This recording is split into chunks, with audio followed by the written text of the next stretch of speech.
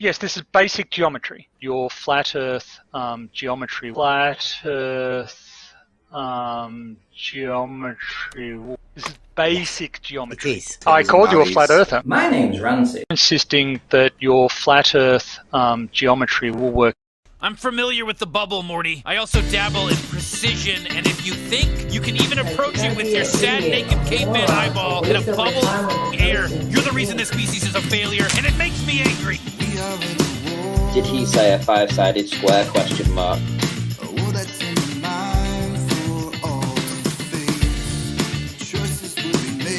You're a universal horizontal waterer. You're drunk. I called you a flat earther. You want to experience true level? Do you? Yes. You want to experience true level? That auto level is establishing a horizontal. That's just the way it is. Because I've done the test with an auto level, which gives you a horizontal. Yeah, it's gonna look super flat. All right, come on.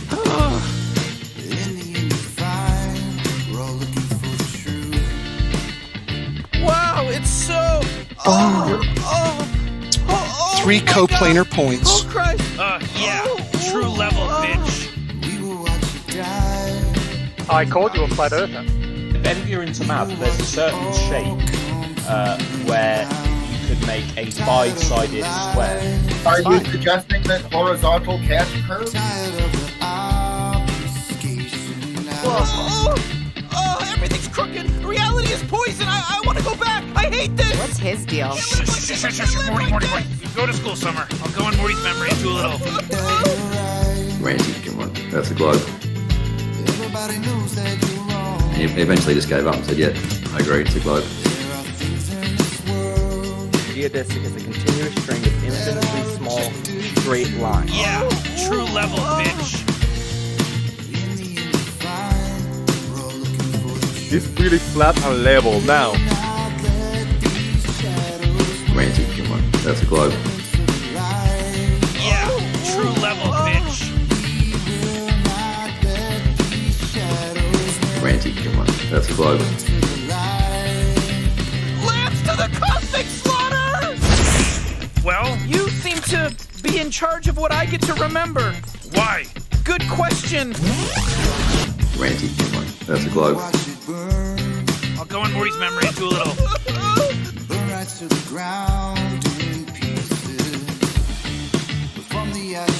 Wow, it's so. Oh my god! Oh Christ! Yeah, true level, bitch. If you're into math, there's a certain shape where you could make a five-sided square. Ranty, come on, that's a globe. Yeah, true level, bitch. Wow, it's so. Oh my god! Oh Christ! Yeah, true level, bitch. I called you a flat earther. True level, bitch. I called you a flat earther. True level, bitch. I called you a flat earther. Yeah, true level, bitch. Person to think. When you get to the end of this test and you have a result and you say level is horizontal and everyone says big whoop, that doesn't prove anything about the shape of the earth, will you then say yes it does? No. No. Okay, I'm going to bed. Right.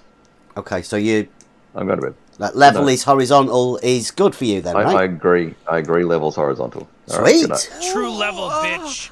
Perfect. Wow. Nice, mate. I came Nice. in just for that. You flipped it, man. Yeah, true level, bitch. And we are live. Welcome everybody. It is hump day. And what a hump. Seems like we've got a few new people around. Hex is straight in the chat. Welcome, Hex. He's also joined Discord. That's what you should do. Come on into Discord. This is where it's at. This is where the conversations happen within Discord. This is a live show. We don't often speak like we do here on this live show within the Discord. Normally everybody's talking about all sorts of different things. This just happens to be what you call it, on the level live, where we go over certain things, certain basic things. And just recently we've turned to logic. Now, advanced simplicity is what we're talking about, really. And in order to break these stuff down, you have to be able to understand not only the geometry, but the understanding behind the geometry that goes with the logic to understand the geometry. But more than that, what we have to deal with is the words in order for us to have the rhetoric in order to demonstrate or portray these ideas to other people. That's what the where the communication part of all of this comes in. Now, our communication within this Discord server is it's amazing. All sorts of things get talked about.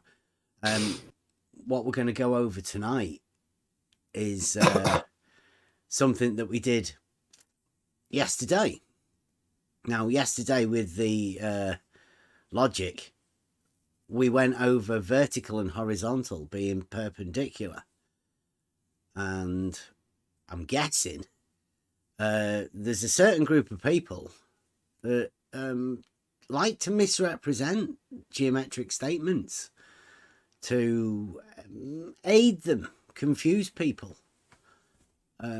Well, we're beyond that, because this is really simple stuff, and getting confused about simple stuff is I don't know, people shouldn't be getting confused about such simple things, understanding basic logic and geometry. So has anybody else had any repercussions from what we did yesterday?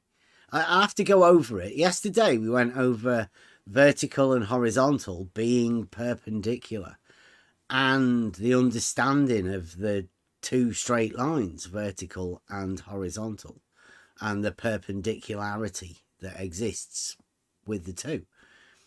Now, the perpendicular is a geometric statement. Now, there are obviously geometric proofs to go along with that perpendicularity. The perpendicular proofs normally go around parallel proofs, and they sort of go together. That's upsetting for this group of people, and they have to misrepresent what we were saying. So I'll say it again. This is purely geometric. Everybody knows that vertical and horizontal are perpendicular.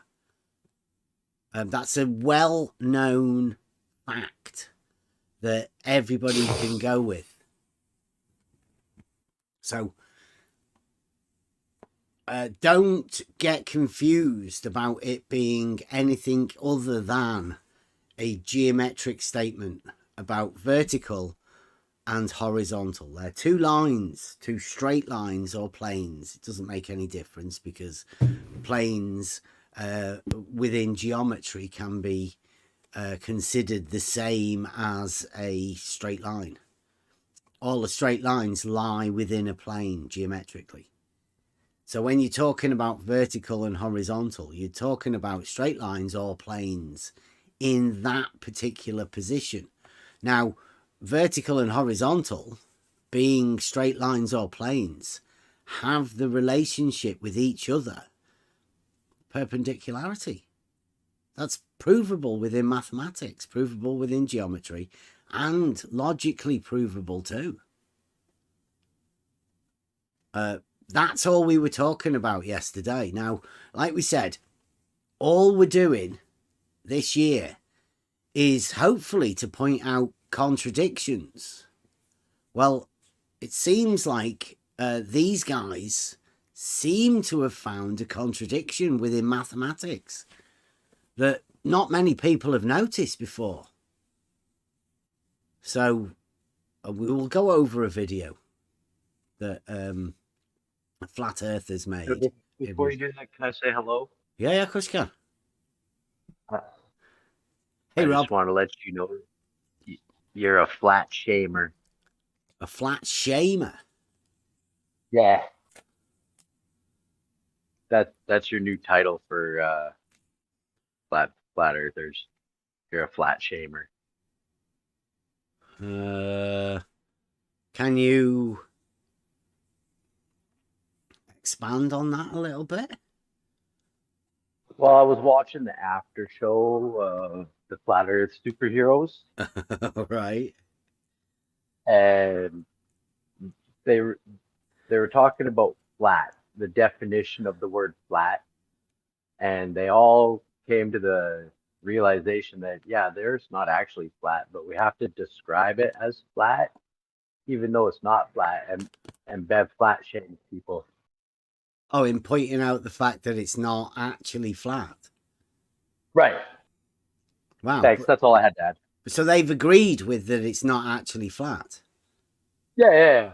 Huh. But still, you're a flat shamer. But they're not flat shaming people by agreeing that it's not flat. No, they'll just say we need to call it flat as a description. Okay. So it's not flat. Is it shameful for them to have to admit that it's not flat? Yes, sir. Yeah. Yeah, well, obviously. So we can find the first contradiction here. Yeah. As you were talking about contradiction. Yeah. Self-contradictory statements. The Earth is flat, but we should call it flat. Yeah, it's not flat, but we should call ourselves flat earthers because it's shameful if you don't, apparently. Like I say, I've never heard this. I don't particularly watch the Nathan Oakley show, and I know. I still enjoy the show. I'm sorry. Yeah, well, it's nice of you actually to promote Nathan. The after show is the show where you go into the Discord and listen to them. So, I mean, Nathan has a bit, or you can be is it a member of Nathan Oakley's show? I've been a member for over 3 years now. Yeah. But being a member gives you a chance to listen to the after show, is it? Yeah. Or something. Okay. Before it gets posted a couple days later to everyone else. Mm. Yeah, we don't do that here. Everything that I just said will be posted in a couple days. Mm. Where everyone can go and listen to you being called a flat shamer. Yeah. For saying it's not flat when it's not flat, but we just need to call it flat. Yeah. So would they be shaming me? In No, after show? I think that's what they do. I think that's what they do every day anyway, if they really think about what they're saying. Right. Which they're obviously not. So if Beth is saying that the Earth is not flat, it's a shame. But if they are saying that, it's not a shame. Mm-hmm. Great. Well, yes. I didn't bring it up to positive. I just wanted to let you know. Well, just another hypocritical point. Yeah. It's okay. Right? Yeah. Everywhere. Contradictions are everywhere, and you have to be able to see them. And pointing them out is what we're all about this year. Pointing out the fallacies within contradictions and stuff. It's dead easy to see them when they show themselves like this. Anybody else got anything else before we get into this flat earther video? Another one. I'm ready. Okay. I'm ready. We get these worked Oh, out. I just want to say I don't understand why people listen to Nathan Oakley. He's insane. Thank you. Because I'm a little insane. Sorry, Emma. You love it, Rob. I mean, there's a lot of people that do go, like I say, balls deep into this flat Earth stuff. That I've never really been that interested into the flat Earth and dealing with people that talk about blue marble science. Blue marble science seems like the most contradictory science I've ever seen. And that's mainly what I'm going to be hopefully trying to explain to everybody. The contradictory nature of the blue marble scientists seems to have rubbed off on the flat earthers. It's almost as though they've melded together to become, I don't know, they need each other. Right, can you guys see that? They reinforce the dichotomy.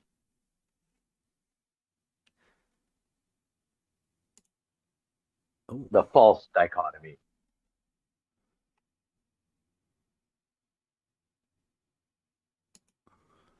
Oh, wow. I don't know what's going on with my screen there. It's showing quick rebuttal, Bev. Try thinking. Yeah. I know.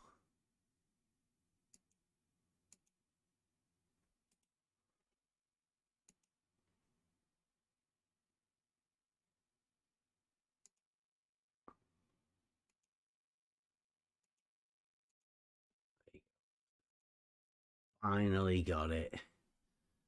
Okay, now. Can you guys see that? Oh. Yes, we can. Yes. Right, now this is a guy called Flat Earth Math. Right, now his name isn't Matthew. So yeah, he was debating somebody on MC Tune last night. Is he a flat earther? No, he's not a flat earther. He's an anti-flat earther. Well, what's Why Flat is he Earth called Math? himself? What's he called himself that for? I don't quite understand. Is this Charles? It is, Yes. Right, so this is a guy called Flat Earth Math that's done a rebuttal to vertical and horizontal that we did last night. Great, at last. Yeah. Someone appeared. Let's see what he says. He says here, do two vertical lines being perpendicular to a horizontal one disprove the globe? He says.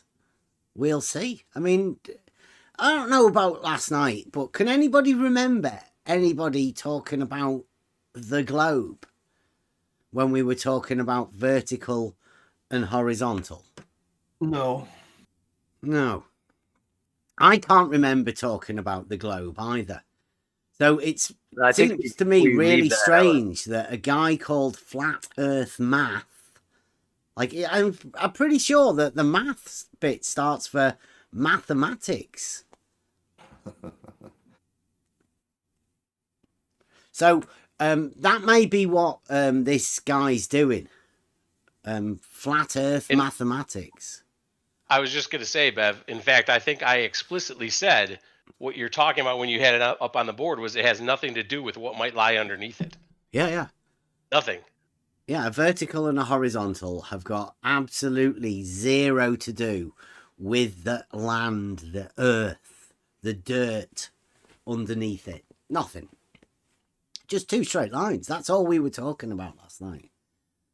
So Matt says, I caught a bit of Bev's show tonight as I was driving home from work.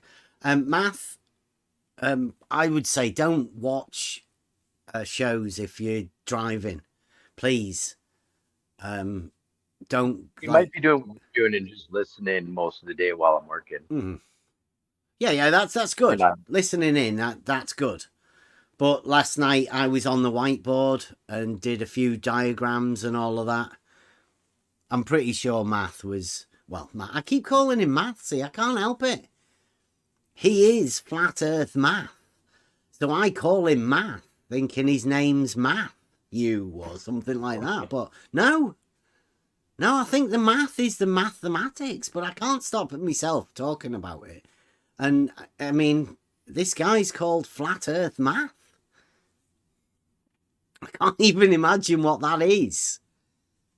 It just doesn't mean anything, right? It's a useless word. And I don't know. He says, sorry, go on. I think that he somewhere said that he's teacher of mathematics or was teacher of mathematics in school, or geometry. I don't remember correctly, maybe, but something like that. Yeah. You may be right about that paper. Well, I can remember asking Ruhif a bit ago, who was the best? Because we have had these we've been requiring to have these conversations with people as often as possible. But the one thing that happens is they can't talk. So it's strange that ever since Ruhif said that, I don't know, just before Ruhif did the thing with that refractive curvature guy, he did a debate or something over at McToon's. Well, that's when Ruhif disappeared from this particular server. He used to come in all the time. He's never been back. But Ruhif said to me that the top geometer for the Blue Marble scientists is this guy, Flat Earth Math. He's their top guy. So I'm hoping this is going to be some good content within this. He says, I caught a bit of Bev's show tonight live as I was driving home from work, but I don't see it on his channel, so I can't link it there. I don't know why it wouldn't be on my channel. All of the videos we do are on my channel.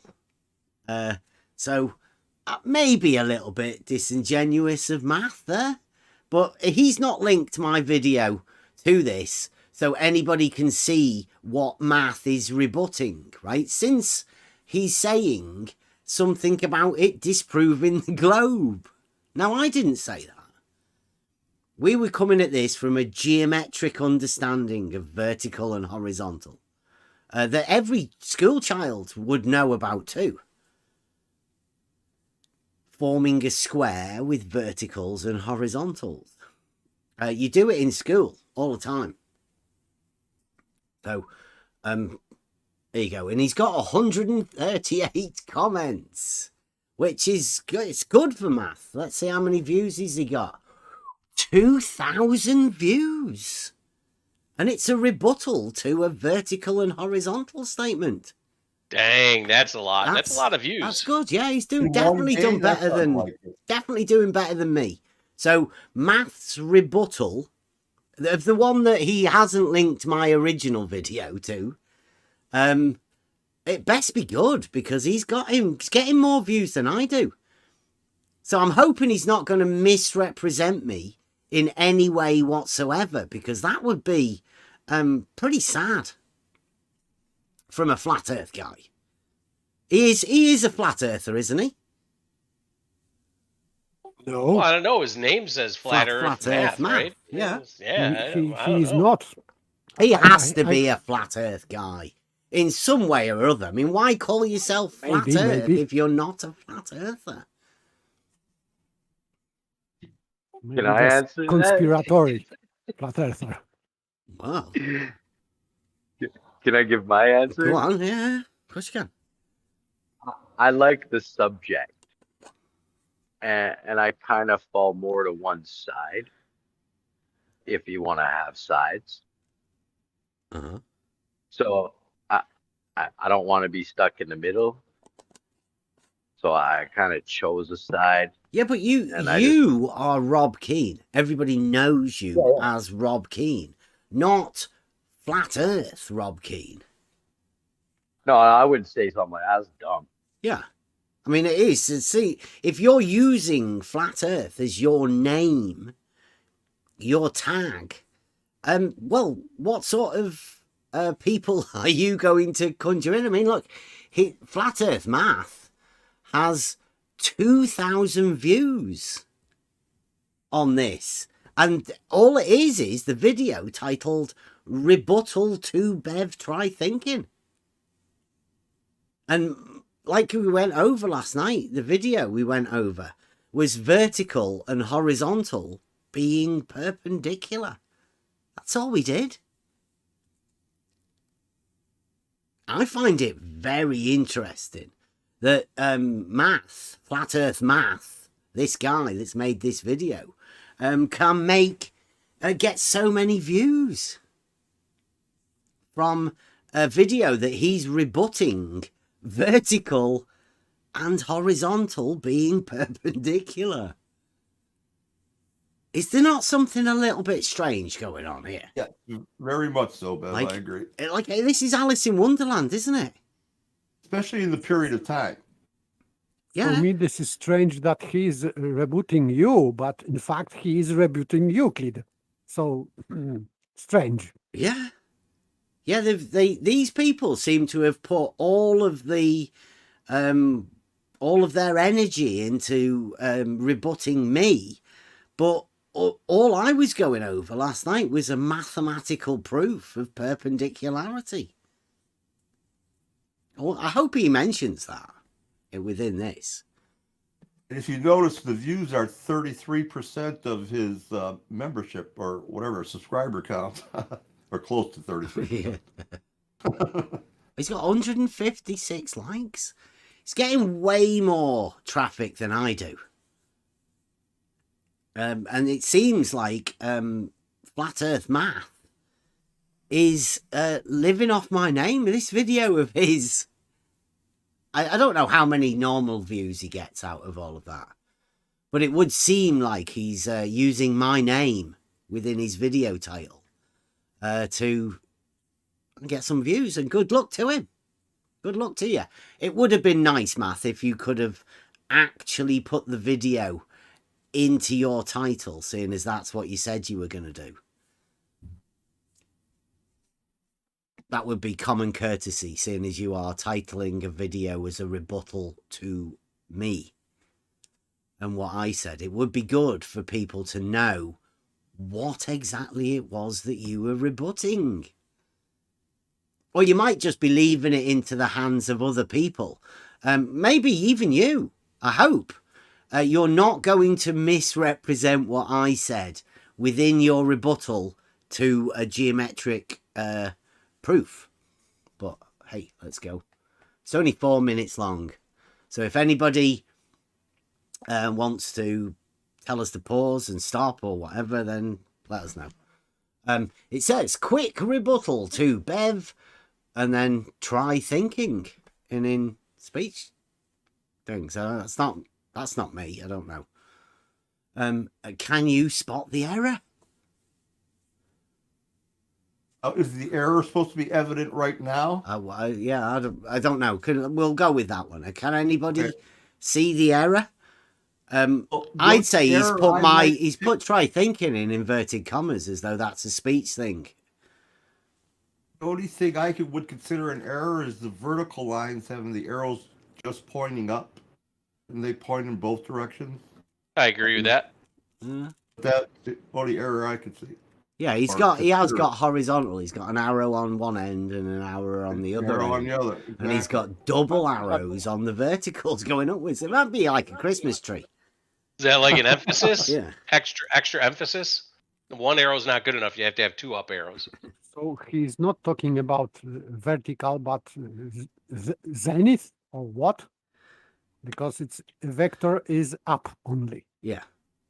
I don't know if he will make some argument from that, but we will see. Yeah, hopefully. Right, okay. Here we go. Let's go.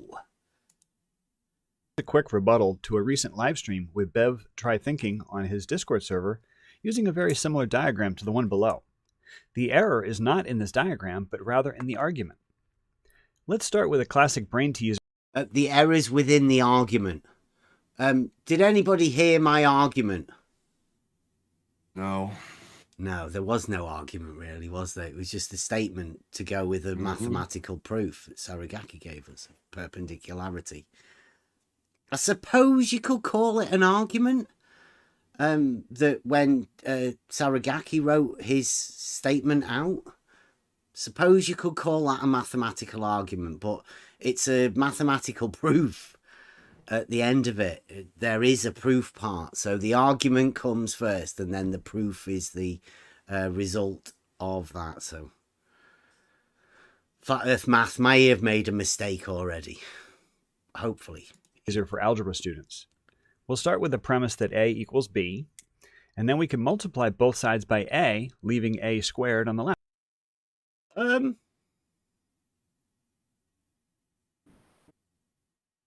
start out with A equals B.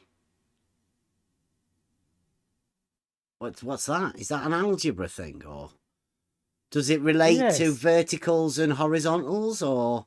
No, it doesn't, because this is like arithmetical equation, and it doesn't mean that we are talking about orientation of the line. I get it. This is the mathematical trick, isn't it?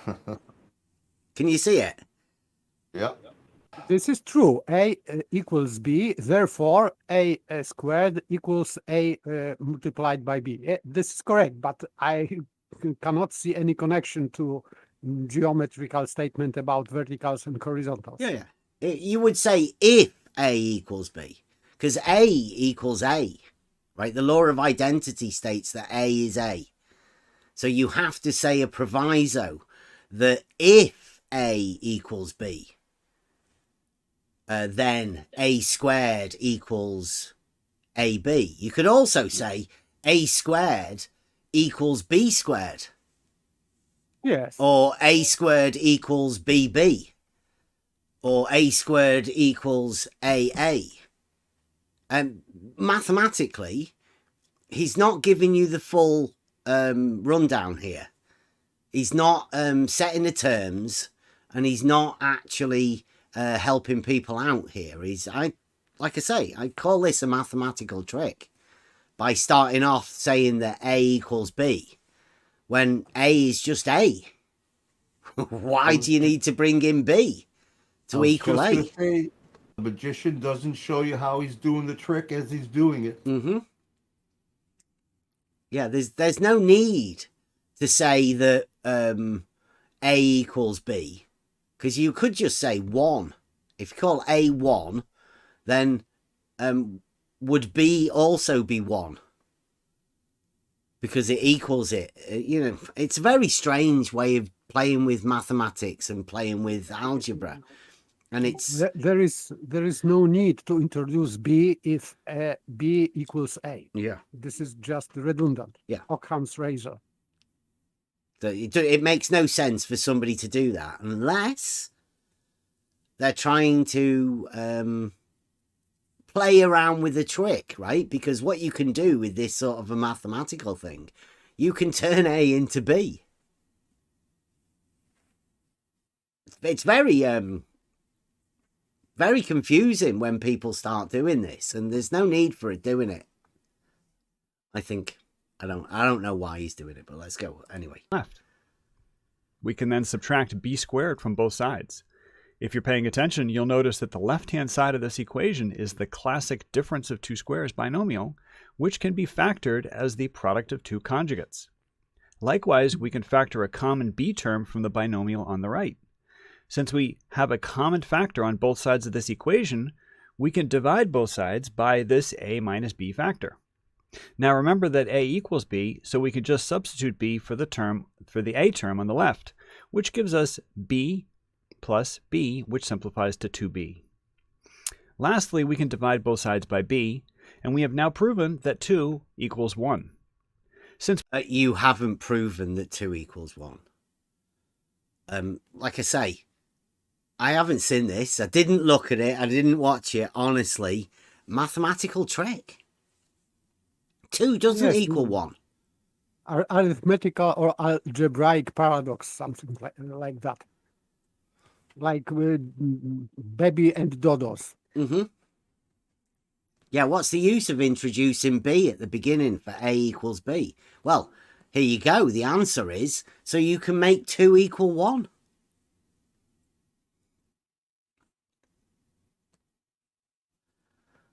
It's a fantastic trick, isn't it?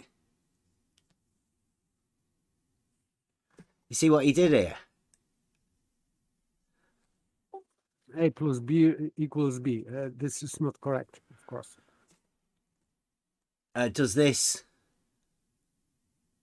equal this? A minus B, if in first, it means this is 0. Mm-hmm. And they're both 0. 0 equals 0.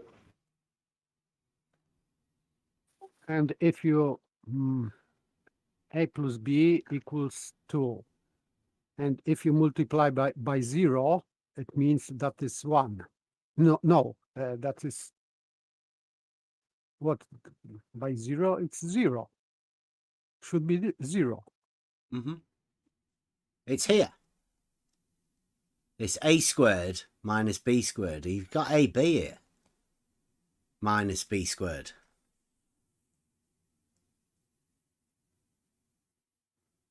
It's a mathematical trick, obviously, right? Because 2 doesn't equal 1.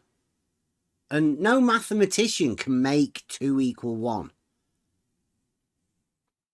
So when you hear people trying to tell you what you need to be able to do is learn algebra, and what they're saying is, we can trick you with algebra. We've got this mathematical trick where we can just play around with numbers and factors and stuff like that, and we can end up with 2 equaling 1, which it doesn't, but hey, that's the way that this new maths is working. This is what we're doing. This flat earth math is showing you how he can trick you by pretending that this is mathematics. This isn't mathematics. Mathematics can't prove that 2 equals 1. Didn't he do that wrong? Aren't you supposed to divide both sides of the equation by b and it would have 2 equals nothing? Or am I mistaken there somehow? Oh, well, let them explain it to you, right?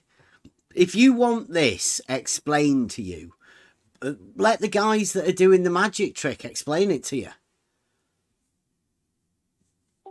I would say that the error is, I cannot see a link between fourth line and fifth, because in fourth line, we have 0 on one side and 0 on the other side.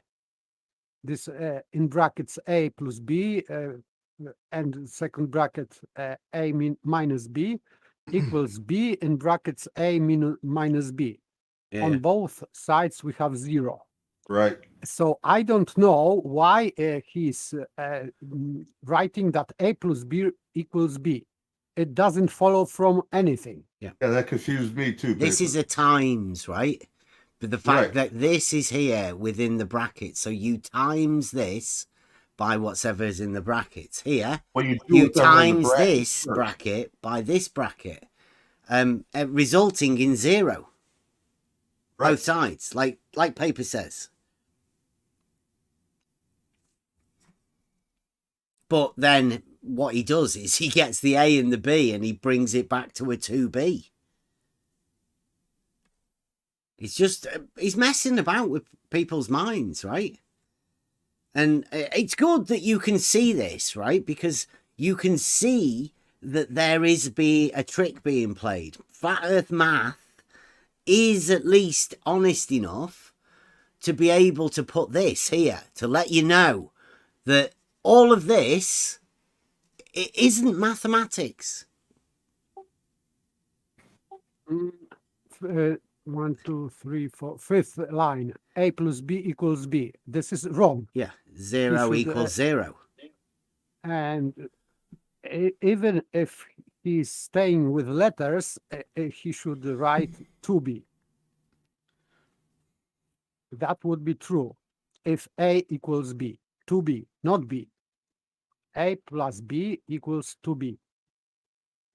But I don't know why it is one just b. It shouldn't be. It should be b, 2b.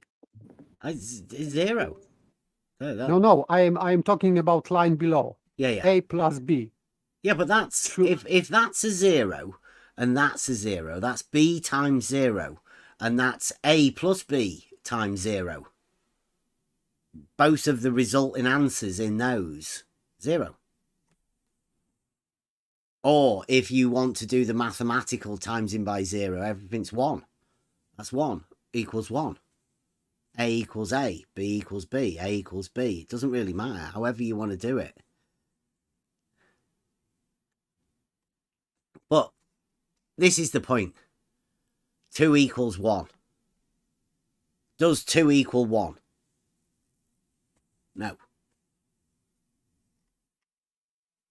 So there's obviously some sort of a mathematical trick gone on here. Now this is flat earth math. Do you reckon he's going to tell everybody he's playing a trick, or he's just proved that 2 equals 1? Let's listen to what he says. Plus b, which simplifies to 2b.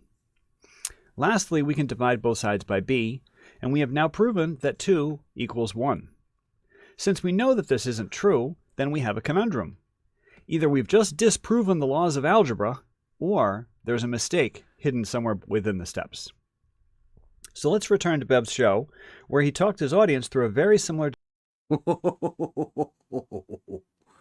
Oh, that's an even better sleight of hand trick there.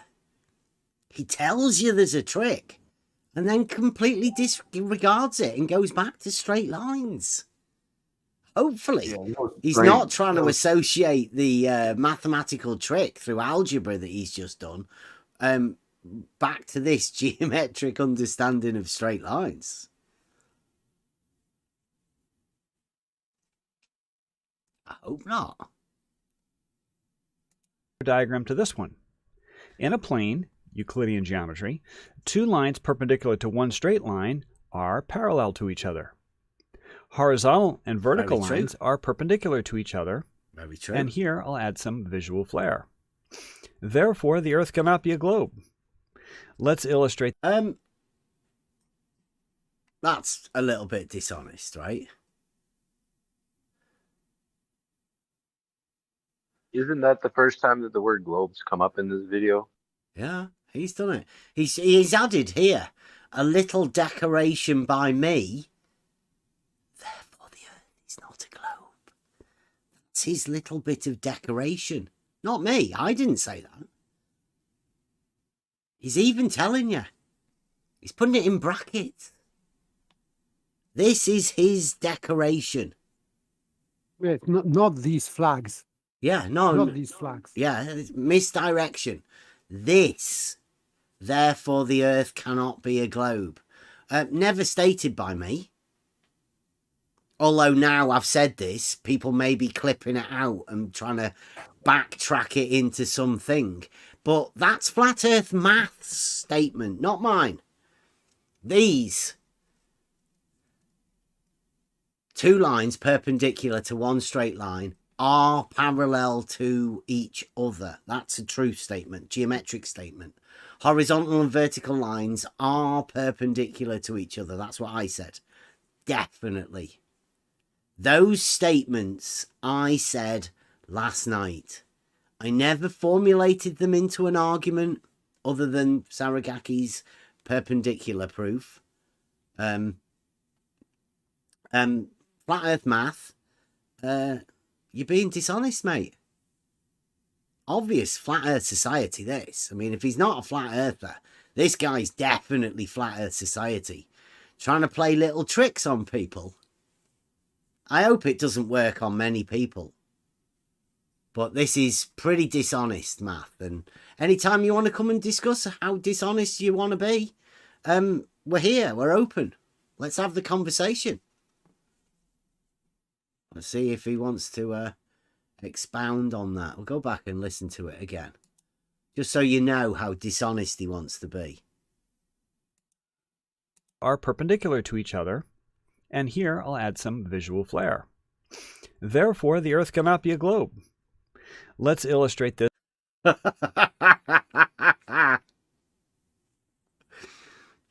Instead of a little decoration by me, perhaps you should have said, just a big ass lie Yeah. by me.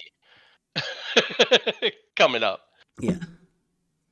Well done. Well, I mean, let's say the maths added that. So call that a wazzing great big straw man decoration. Definitely. Let's see how he does. This with a map. If the Earth were shaped more like a pizza than a basketball, then all flagpoles would indeed be parallel. That was good, wasn't it? Oh, that's good. Is that That was a nice... Is that a flat Earth math logical statement? Do you want to hear that again? Yes. Yeah, I did quite like that. Let's illustrate this with a map. If the Earth were shaped more like a pizza than a basketball, then all flagpoles would indeed be parallel. If it was shaped more like a pizza than a basketball, then all flagpoles would be... I mean, come on.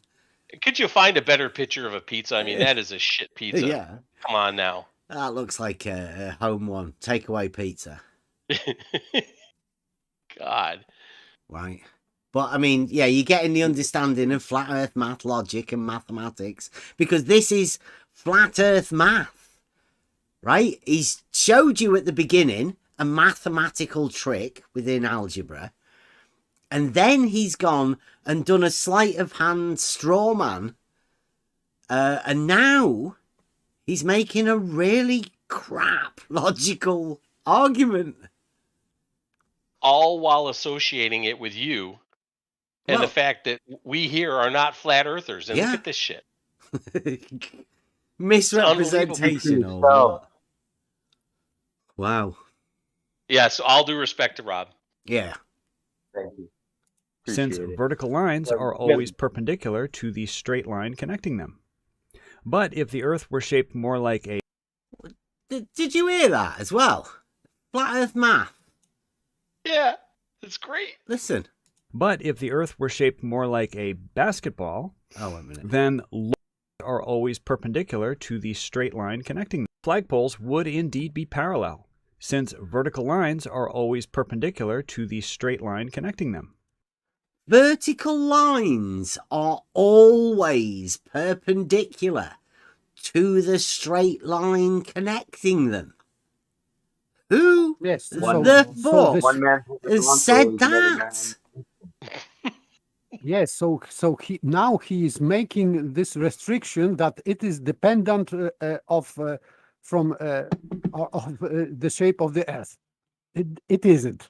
Well, no. But he is making this argument. He's saying that only a horizontal line can connect vertical lines. That's false. You can have a 45-degree line connecting verticals, and that wouldn't make them perpendicular to it. Do you want to listen to it again? Listen. Flat Earth math, ladies and gentlemen. Basketball, then all flagpoles would indeed be parallel, since vertical lines are always perpendicular to the straight line connecting them. Vertical lines are always perpendicular to the straight line connecting them. Lying bastard, that's not true. That's a false statement. He's got the nerve to call himself Flat Earth math. There's no logic, no geometry gone in there. A horizontal line isn't the only straight line that can connect verticals. Does everybody get that? Connect by any line, even curved line or whatever. Yeah. Yeah, that's a ridiculous statement said by somebody who obviously doesn't understand geometry at all. Either that, or he's trying to fit in another straw man. What do you reckon? Do you reckon Flat Earth Math has purposely said that in order so he can fit in another straw man later on. That's what I would say. Yeah. It's a false statement, right? Yeah, I'll let you listen to it again. Then all flagpoles would indeed be parallel, since vertical lines are always perpendicular to the straight line connecting them. False. Hope everybody else can see that. Flat Earth math. Yeah, it false didn't statement. sound right when it came out. Yeah. It just didn't make It said sense. perpendicular lines connecting them. Yeah. So that would be Yeah. so not any line. Yeah, we Perpendicular line. could correct math statements, right? But what happens here is it's a short video, and like John just said there, it didn't sound right when it was coming out, but you don't have chance to process it because he keeps talking as though it you just bypass it. So luckily we've got the chance to be able to pause these videos. Hopefully Math can link this video that we're doing tonight on the end of this one as well. So there's a rebuttal to the actual video that we did, and then he can do the rebuttal to the rebuttal and do a video about that one perhaps. Who knows? But that's a false statement, Math, obviously. But if the Earth were shaped more like a basketball, then... Talking about the Earth again. We never talked about it last night. It didn't come into any of our vertical and horizontal conversation. It was purely geometric. Okay. Locally vertical flagpoles would diverge from each other, because the line connecting them is not a Euclidean straight line, but rather the shortest path on a curved surface, known as a great circle root or a geodesic. This green line is also known as a level line, a concept that surveyors know very well. Here's a diagram. Really? Yeah. Nice. Well, I mean, that's a nice claim. Fantastic. I hope isn't we've it? got some surveyors that can back that one up. Yeah, I mean, any surveyor, right? You just walk up to, especially if they've got an auto level, let's say, and they're doing some surveying. You'd walk up to them and go, "That's a curved line you're creating there, aren't you? I mean, you looking for the curved line? Can we?" I'm sure happens all the time. And I don't know whether everybody can see this or not, or whether, it takes a little bit of experience, but can you see the picture he's got there? Now, he's drawn a line between two flagpoles. Do you think he would want the flagpoles to be parallel or perpendicular? At right angles to that line? Like Yes, he was they setting should up be. earlier. Yeah. He said the straight line that connects the two. He's already setting it up. I can see what's going on. I don't know if everybody else can. This is a typical bait and switch between Euclidean and not Euclidean. But I'll have to rewind it again so you can see what he's talking He about. just made bendizontal. Yeah. So Yeah, but hang on. Isn't there in the title saying something about spotting the error? Well, he says it's a rebuttal to what we did last night, and so far, this has got nothing to do with what we did last night. We were talking about vertical and horizontal and the geometric principles of a straight line. Perpendicularity. That's what we were talking about.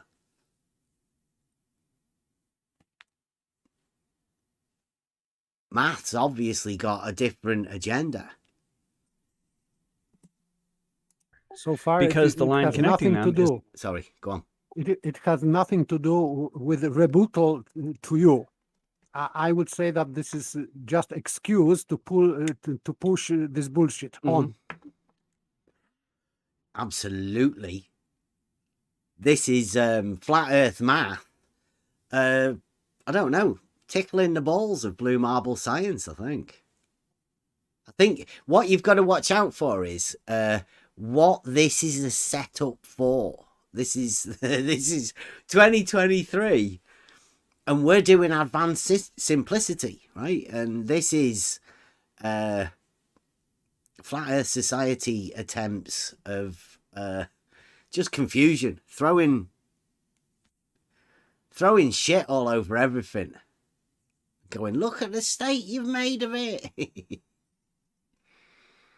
Locally vertical flagpoles would diverge from each other because the line.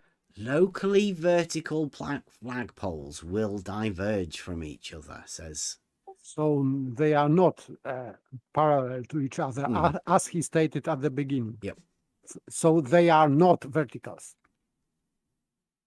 Yep. The line connecting them is not a Euclidean straight line, but rather the shortest path on a. It's not a Euclidean straight line. This line isn't a Euclidean straight line. Yeah, obviously it's fucking curved, isn't it? It's on the surface of a basketball, like he said. How could it possibly be a Euclidean straight line, or just a straight line? Not one. As more commonly known as a straight line. A curved surface, known as a great circle root or a geodesic. Is that a great circle root? I don't know this line as geodesic. No. This is just new invention. Great circle root. This green line is also known as a level line. It's not. That's not known as a level line. Look at it. It's higher over here than it is here. And there's a whizzing great big bend in it. That's about as far removed from level as a level could be. Do not trust flat earth math. This is a falsehood. That's not known as a level line. Maybe in the circles that flat earth math goes around in, maybe colloquially they have a level line being a line that gets higher at one end and has a massive curve in the middle of it and it goes on top of a basketball. They may call that level, but those of us that live in reality don't. It just seemed fucking ridiculous, really, if anybody were to say that. A concept that surveyors know very well. A concept that surveyors know very well. That a tool, the level, establishes a horizontal they are measuring plane. Concept. I would say that surveyors don't measure concept. Mm-hmm. They are measuring level. Bullshit with more bullshit. Mm-hmm. Yeah, the concept is Euclidean geometry, but the practical use of that is surveying. Literally. Practical use of Euclidean geometry in reality is surveying. It's as close as you can get to real life geometry. Strange that geometry means earth measurement and surveyors measure the land, the earth, the ground, the dirt, the elevations, the positions of all places. That's what surveyors do. Here we go again. Flat Earth math is going to, no doubt, misrepresent with some McToonery. Here's a diagram from a question and answer from a civil engineer where the question was, what's the difference between line of sight? Anybody give you 3 guesses of which civil engineer this is? http something civilengineer.org answers 871. What is the difference between level and line of sight? Oh, really? What is the difference between level and line of sight? Here, there you go.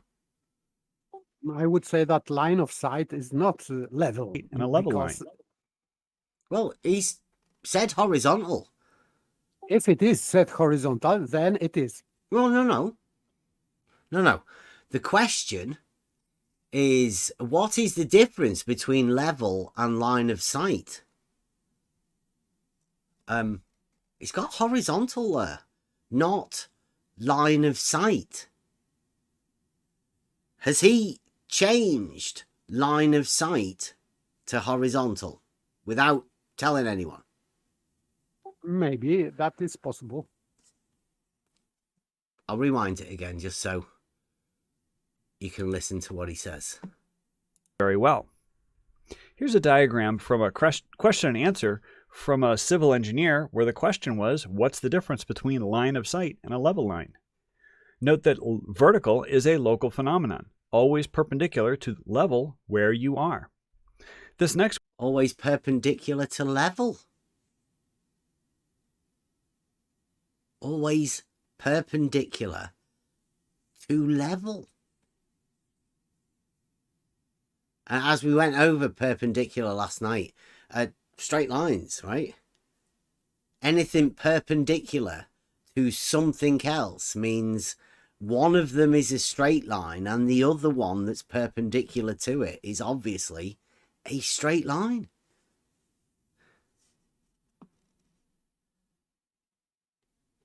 Yes, if always, it means that it has to be straight line, because on curved line, even in their globe geometry, it means that on curved line, it is not always. It is at a point. Uh-huh. And So don't it has forget, to he be said straight it wasn't a Euclidean straight line. He didn't say it was a Euclidean curved line either, did he? No. Clever use of the words. So he is changing meaning of the word straight line. Yeah, seemingly. And here's another one, civil engineer. Next one is from a video on the Civil Engineer YouTube channel explaining how cut and fill is done in highway construction. The definition of a level surface is a curved surface perpendicular to the force of gravity for... Perpendicular again? A curved surface, perpendicular? That doesn't make any sense to me. Can't happen. Flat Earth math here is using a, what would you call it? A fallacy. He's inbuilding a fallacy into his statements. You cannot have a perpendicular to a curve. You can't have angles to curves. Angles are the result of two straight lines. Perpendicular is the relationship between two straight lines. The curve is irrelevant completely within the word perpendicular. Makes no sense at all. For example, still water in a pond. This next one from... For example, still water in a pond. Still water in a pond. Perpendicular to vertical. And here again. Listen. Is done in highway construction. The definition of a level surface is a curved surface perpendicular to the force of gravity. For example, still water in a pond. Perpendicular to the force of gravity. For example, still water in a pond. Like we went over last night with Blue Marble Science. Vertical and plumb are equivalent to the vector of gravity. It's basically exactly the same as what Blue Marble said last night. And perpendicular is what we were talking about last night in the relationship between straight lines. For some reason, he keeps saying curve, but it means nothing. It's a vacuous statement.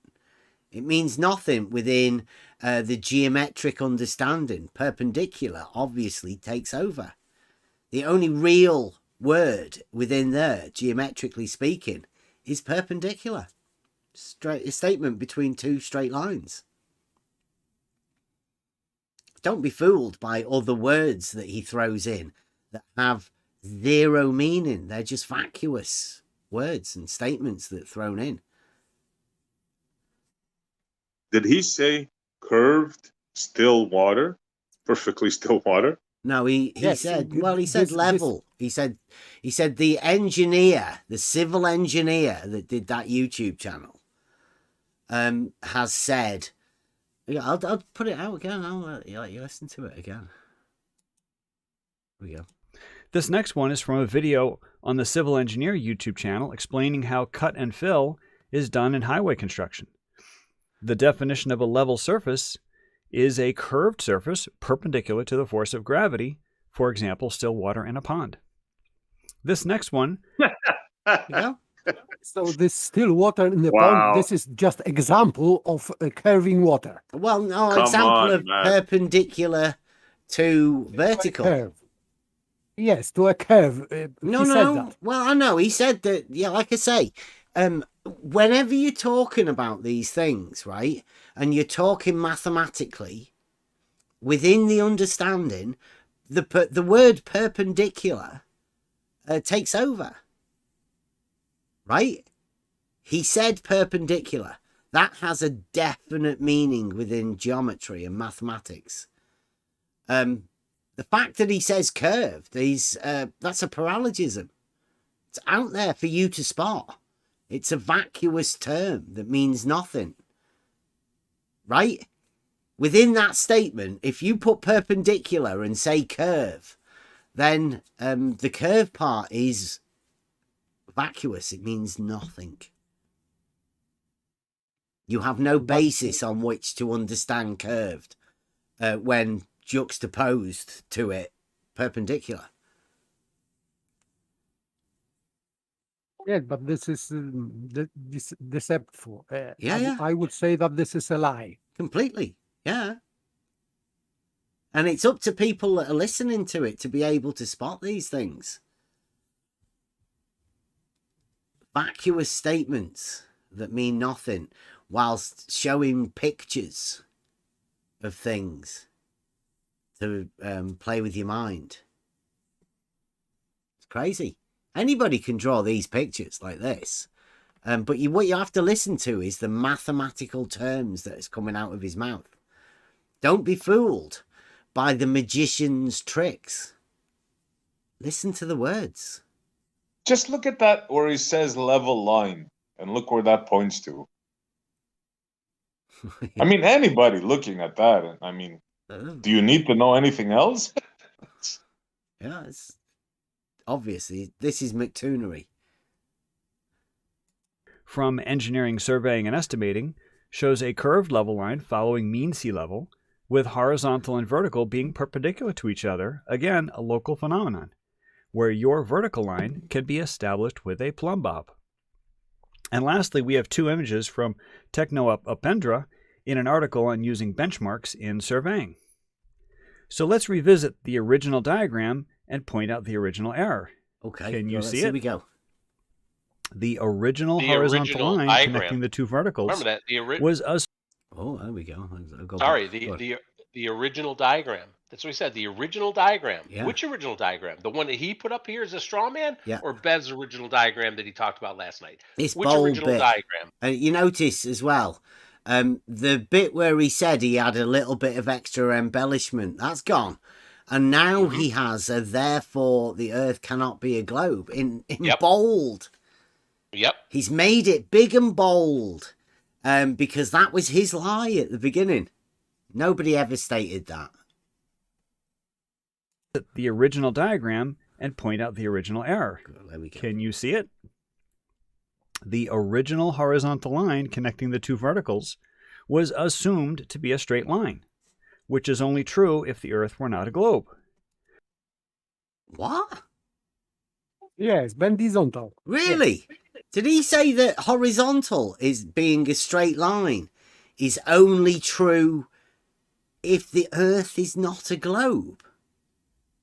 Yes, he That's said. what he said. Yes. Wow. Like, and see, Perhaps we he is didn't a flat even. earther then. Yeah, perhaps we didn't mention it, but like, yeah, he's trying to push something here.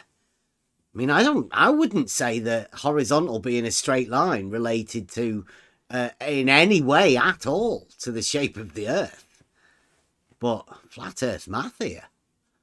And again, for the record, I said last night, as when Bev was on the board, again, it has nothing to do with what's underneath it, right? And Bev, of course, no, it has nothing to do with what's underneath it, right? Okay, let's go. Listen to this, because I've got a feeling this might go down in history. Flat Earth math, ladies and gentlemen.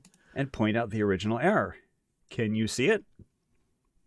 The original horizontal line connecting the two verticals was assumed to be a straight line, which is only true if the Earth were not a globe.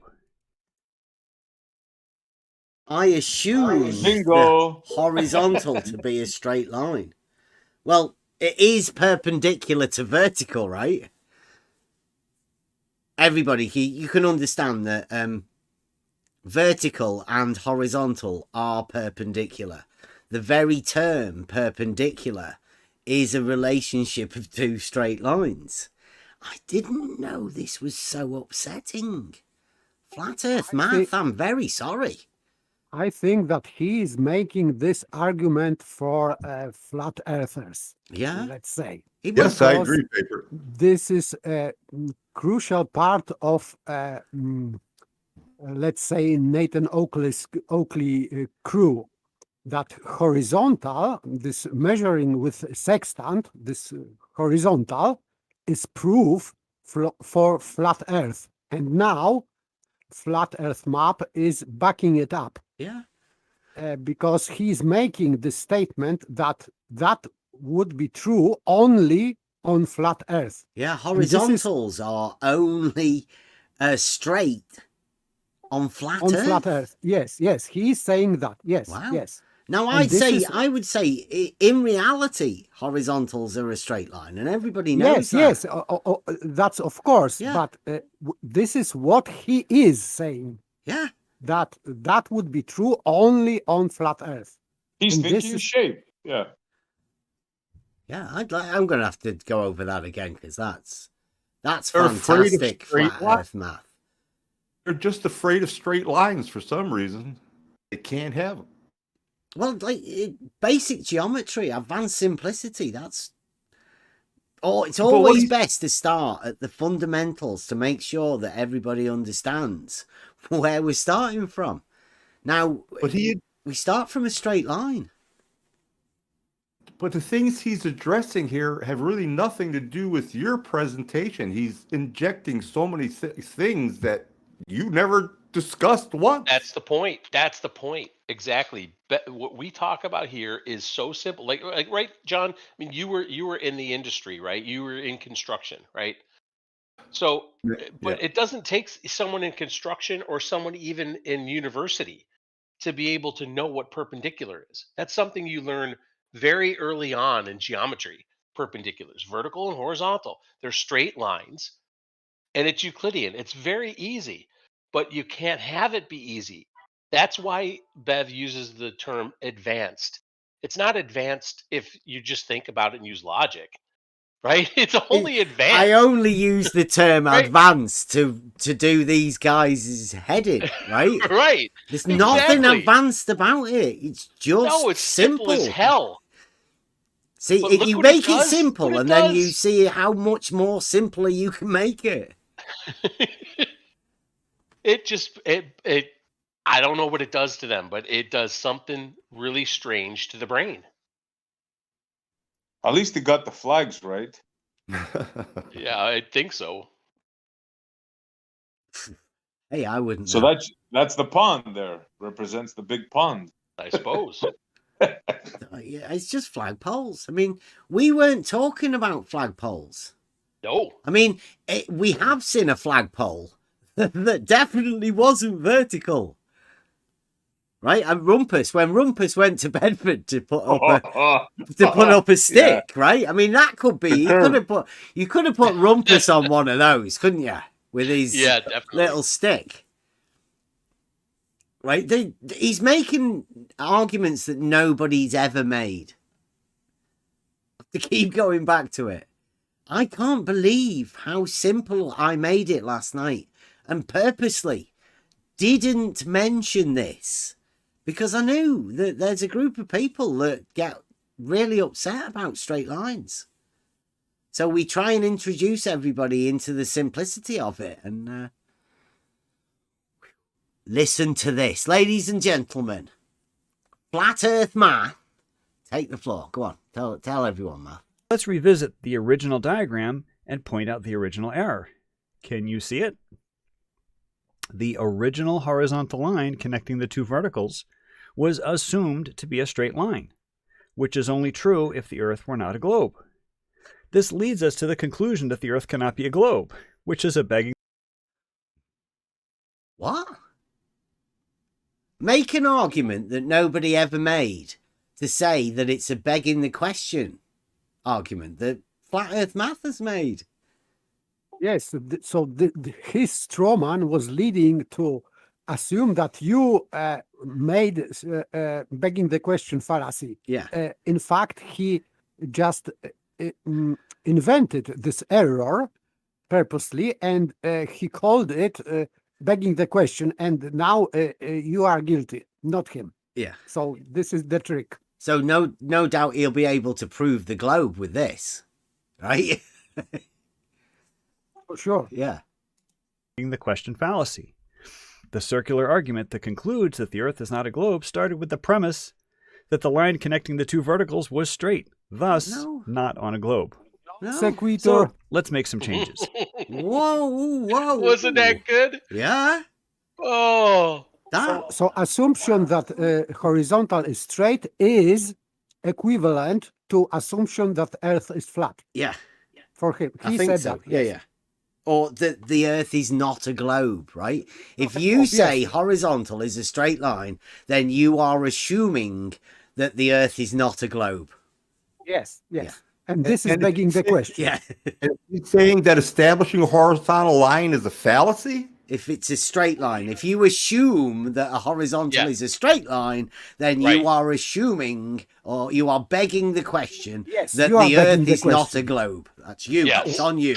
I never asked that question when I established horizontal lines in my life. No. Are you sure? Yeah. Are you sure, John? So now you don't need to think to make to commit a crime thought. Yes. You don't even think, Yeah. because crime thought is if you think.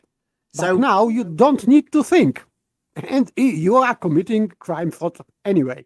Okay, so I'll just give you a quick going over, right? He did mention surveyors earlier. Surveyors have a tool called a level, an auto level. It establishes a horizontal plane of reference agreed by everybody. Is that straight? And I don't want to pressure anyone, but is the horizontal established by an auto level assumed to be a straight?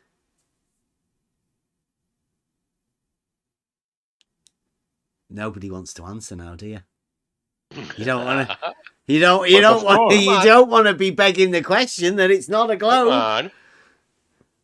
You flat earther? Yes. Surveyors. Don't ask it. It'd be an awkward question to ask a surveyor. A horizontal is straight. Whoa. I will say. Wow. Quiet. Arnie Bay. Oh, you're gonna have to. We are gonna have to stop. Always, doing it that. always was. Wait. I mean, Rob is still here. I don't know if he can talk, but Rob can say it. Rob, can you say it? Yeah. Do you think horizontal's a straight line? Yes. Do you? See, there you go. Do you assume it's straight at least? Yeah, begging the question. It's so good. It's so good. I would have to point out, right, everybody, to anybody listening now, we are not flat earthers, and just by knowing that horizontal is a straight line, you are not a flat earther either. Flat earth math here is trying to confuse people. Don't be confused. I will say that he is flat earther. Yeah, He I'd say assumes, and do he is not begging be the question. confused by flat Earth math. Whatever he tries to tell you about anything, if he says he's not a flat earther, if he says, it doesn't really matter, whatever he says, because flat earth math assumes that if you think horizontal is a straight line, then you are denying the earth being a globe. Amazing. Much like was it Rumpus as well? Yeah. I mean, they've flipped it on its head. Instead of whatever the number is, ratio 98% to 2% or whatever the number is, Yeah. right? They flipped it around. Go ask anyone that knows anything, even a kid who just went through geometry class. And you'll get they must be a flat earther. The geometry teacher must be a flat They earther. must have been Anybody who taught that, works, yeah. yeah, any bricky, as they say in the UK, or mason who's building a wall or brick, or here in Texas we all have brick because termites, right? They put brick up. It's all sure they're flat. Every one of them is a flat earther. Every single one of them. Why? Because they all know horizontal is a straight line. You can't say that they're flat earthers, right? Just because they say horizontal is a straight line. He says that. Yeah, though. no. He's conflating you saying it's not a globe, right? Because that's what he's saying here, that the Earth cannot be a globe. Don't forget, his friend, I Can Science That, also had a similar statement that if water forms a perfect plane, straight line, then the Earth cannot be a globe. So this may be somehow linked to I Cannot Science That, or I forget what he was called. This may be a rebuttal to him. He may have got confused within, or they may just be trying to confuse the shit out of everybody, really. Who knows? This is oof. Right, let's get it finished anyway. We'll change the horizontal line to a level line. On a globe. Look. He's still got fucking right angles on a curved fucking line. Wow. Holy shit, math. Flat Earth math. He tilted verticals. Sorry. Yeah, he tilted the verticals. He curved the fucking horizontal. Like, it still says horizontal. Horizontal, like this horizontal here. He just fucking curved it right in front of your eyes. In a video. Bendy's on. Oh, on a globe. This is, like, look. It can't have horizontal being a straight line. Flat Earth math says on a globe it'd have to be bendizontal. Bendizontal win. Shout out, spot on. You were right, mate. All that time ago. Listen to this. Here we go. I like this. We'll change the horizontal line to a level line. On a globe, two perpendicular lines to a level line diverge from each other.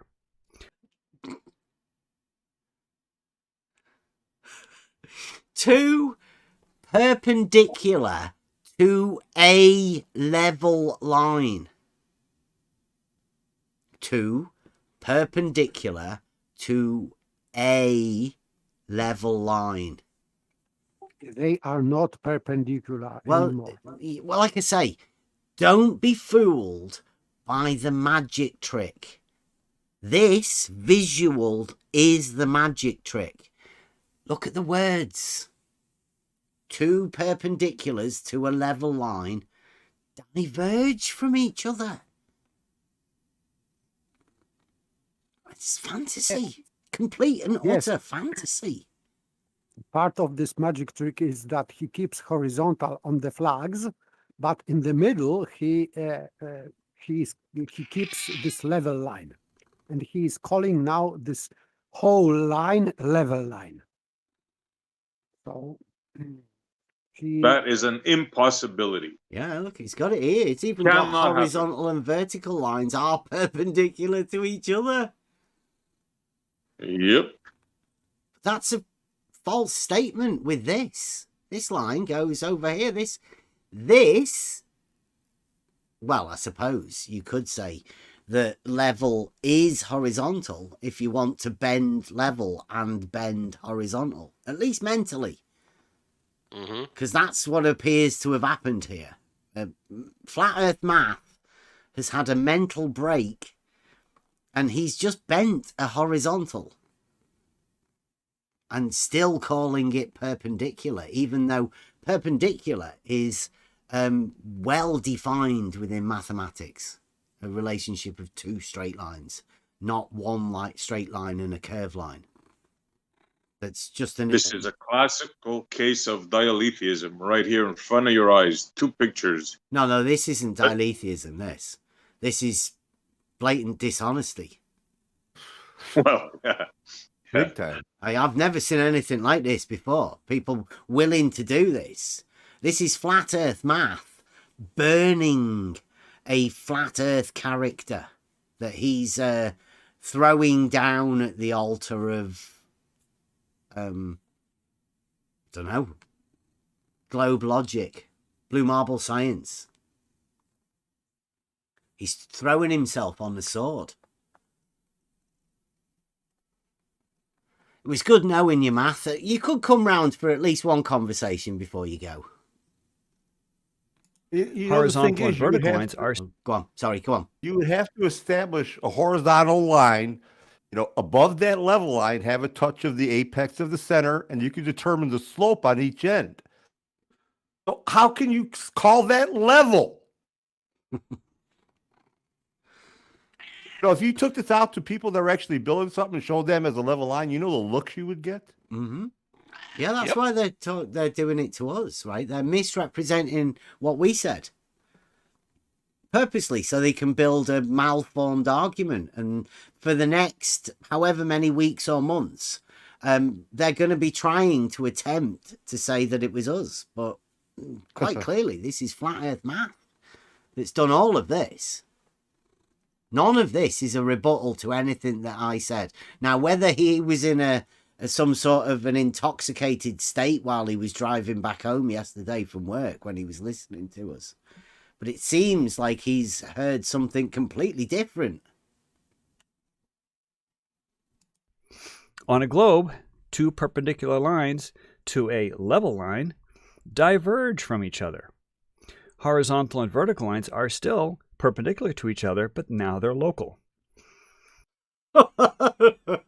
Vacuous statement means absolutely nothing. Since everybody knows a straight line can be extended indefinitely. That's a terminated straight line. Can be extended indefinitely in a straight line. If vertical lines diverge from each other, then the Earth cannot be shaped more like a pizza than a basketball.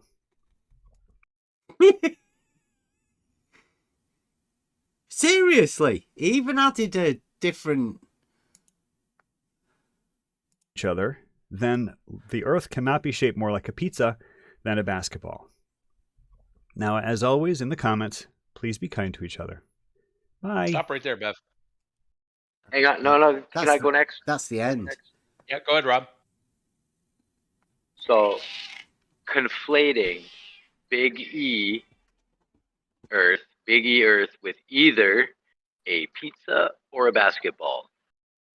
That is the biggest error I see in this whole video. Come on, that's true science. What are you talking about? Promoting the false dichotomy is all I heard through that whole video. Holy shit. You know what I heard? A guy that calls himself Flat Earth Math completely mess up any geometric principles that you were taught while you were a child at school. He's basically just told everybody that thinks horizontal is a straight line. Never mind the people that can prove it. Just that if you think that horizontal is a straight line, then you're saying it's not a globe. Well, nobody ever said that. But Flat Earth Math is saying that you are implying that by just thinking about horizontal being a straight line. And if that isn't ECV training of people, I haven't got a clue what is. That's about as dishonest as it gets for me, that. Yeah. Do you? I'm just wondering. Does anybody want to have a little discussion about the psychology of all this? Anybody interested? Can you have a bit of a chat? I'll be back in a minute. Yeah, I can. This is a perfect spot to leave it in this little end graphic that Flat Earth Math has here. So I'm in when I can. Yeah, so he listens. Flat Earth Math supposedly listens to Bev's live stream last night. Our live stream last night comes up with this straw man. Nothing to do with what Bev talked about last night. Nothing at all. Right? We're only talking about geometry. We're only talking about perpendicularity, talking about verticals and horizontals geometrically. Why do you think, this is just a little psychological teaser, why do you think someone would listen to what we were talking about yesterday, understanding, because you can't be that stupid not to understand that we're just talking about geometry. We were just talking about perpendicularity. That was Saragaki's argument. And the math proof was around perpendicularity. Why do this? Why do this video? Anybody got a thought? Yeah. Go ahead, Rob. Big E. That's all I got. Okay. Hey, but psychologically, though, so what goes on in someone's mind psychologically to have to do that? You would have to know the motivation, first of all. Is it a sincere belief that he's defending, or is it something else? To establish the psychology behind it. I don't know what motivates him. Is it sincere beliefs that the Earth is a spinning ball? Yeah, okay, so let's say that it is. Let's hypothesize for a moment, John, and say that it is. He sincerely believes it. Anyone? Psychology around this. But he's still denying reality at the same time, as far as what a horizontal and level is. Maybe, but why? My point is, why did he take what we did last night, less than 24 hours later, put a video like this out? Why? Psychologically, why? What drove him to do that? I think that he went to conclusion that what Beth was talking about yesterday, it was for him proof that Earth cannot be a globe. And now he's trying to put this burden on Beth, that Beth is guilty of that. Yeah, it was me that put the thought in his head that it might not be a globe. Okay, that's interesting. I never mentioned it. That's interesting. I like that paper. I like where you were going there. That's very interesting. I didn't think of that. So your theory paper is that he listened to what Bev said, even though Bev had said nothing about the thing that lies beneath your feet, because we weren't talking about that. We're talking about geometry. And he took that and internalized it to mean, well, you've now, quote, proven or provided evidence for, I'm using bunny ears, frantic bunny ears, as Bev calls it. And therefore, I have to rebut what I feel like you just put in my head, even though you didn't put it in my head. I put it in my head myself. The enthymeme. Perhaps he'd already heard us talking about the enthymeme, and he placed the part that we didn't. He did that. Yeah, he filled in a blank on it of his own accord. And yeah, I think he does. He probably blames me for it and wants to lash out at me. Absolutely possible. I have a slight variation on it. Anybody else have any theories? I do. I think that was a terrific paper. Go ahead, Bev. Why do you think he did it? I think it started a bit ago with our understanding of the square. I think Mike did it just few months or so ago, and that developed rhetorically into the, as we call it, the horizontal wally that we did the other day. Now, that horizontal wally is a result of Blue Marble Science's reciprocal zenith angle things, the video that he's made. They all come together, and it's all around the horizontal being a straight line. Right. And the geometric principles. I think all of this is some sort of a play that's scripted along in order to hide the fact that Blue Marble's made a video about it, and now everybody is jumping on the sword to save Blue Marble Science. Oh, that's an interesting idea. Yeah. Well, like I said, yeah. I think the idea is that Blue Marble has been led into doing something that he wasn't aware of. These people have tricked Blue Marble Science into doing that. So when Blue Marble goes out and says, "Who told me to do that?" Now everybody, you're seeing the result now. I'm with you. Can you go back to the video just for a second? Yeah. Where do you want to go to? Just at the right there, just at the very end, that last graphic. Because I'm going to give you my theory, unless anybody else has another theory as to why Flat Earth Math had to do this. What drove him to do this? Go a little bit further, Bev. Which way? To the very as his last graphic says, "Be kind to each other," which I also like very much. One. Be kind to each other. Yeah. Divergent sun rays. Yeah. It's a very pretty picture. That's not what I'm getting at though. When I look at that picture, right? Again, psychologically, right? When I look at that picture, I think spirituality. I don't know if anybody else does. It always hits me. Divergent sun rays for me immediately evoke spirituality. It could just be me, right? Like it makes your jaw drop. Oh, beautiful, right? I think, and it could be a combination of all we've talked about, what Bev suggested, what John suggested, what Paper suggested. But I think in the end, Flat Earth Math, when we were talking yesterday, his deity was attacked. His God was attacked. And I think Paper is right, Bev is right, that he placed that attack in his own mind. And he then immediately, visceral reaction, to the point where you have to, within less than a 24-hour period, in fact, it was far less than 24 hours, right? It was probably more like 12, 10. Immediately have to put out this, quote, rebuttal to something that Bev never said about, therefore the Earth must be a globe, 12 hours ago. So that would make it within 12 hours. Yeah, it's 12 hours. Yeah, within 12 hours. Yeah. What drives a person to have to? I mean, you could just feel the visceral reaction of having to put this together and the time it took to put this together. So never mind. I mean, that's when he put this out, was 12 hours ago, probably right about there, because there's a comment that's 12 hours old. Yep. Remember, he had to put this together, voice it, edit it, get it out to YouTube. On a drive home from work, right? There's a time limit. He only heard it driving home from work. Yeah. The urgency is what struck me. The urgency. He was so whacked out of his mind by what Bev said, or what he thought Bev said, that he had to do this. Why? Because in some way, in some form, these people think that Bev is attacking their God.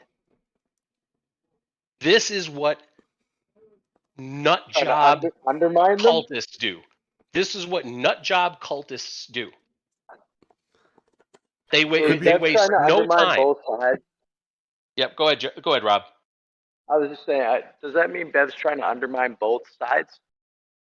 No, Bev's not trying to undermine anything, right? We're just talking about reality. I mean, if both sides feel undermined, by for you. By basic geometry simplified as much as we can. If they feel undermined by that, well, I'm sorry. Yeah, I'm sorry, guys. Anyway, geez.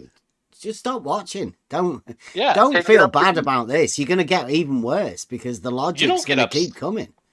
Right. You don't get upset, Rob. Right. You're here just about every day. You truly believe that? I what love it Bev here, man. did- You guys have the best conversations. I'm telling you. Go ahead, John. I was going to say, do you truly believe that this got under his craw that bad that in that period of time he had to come out and create this video? I mean, what Bev presented shouldn't have provoked this kind of response. Yes. More My likely, point. Could he have just received an order? Put this out. Maybe, I guess. But I mean, what's Occam's razor, right? What's easier, right? What's easier to believe that he got an order to put this out? Oh, here's a script, by the way, that we just wrote for you. Just, here's the graphics that you put together. I mean, he had to put time into this, right?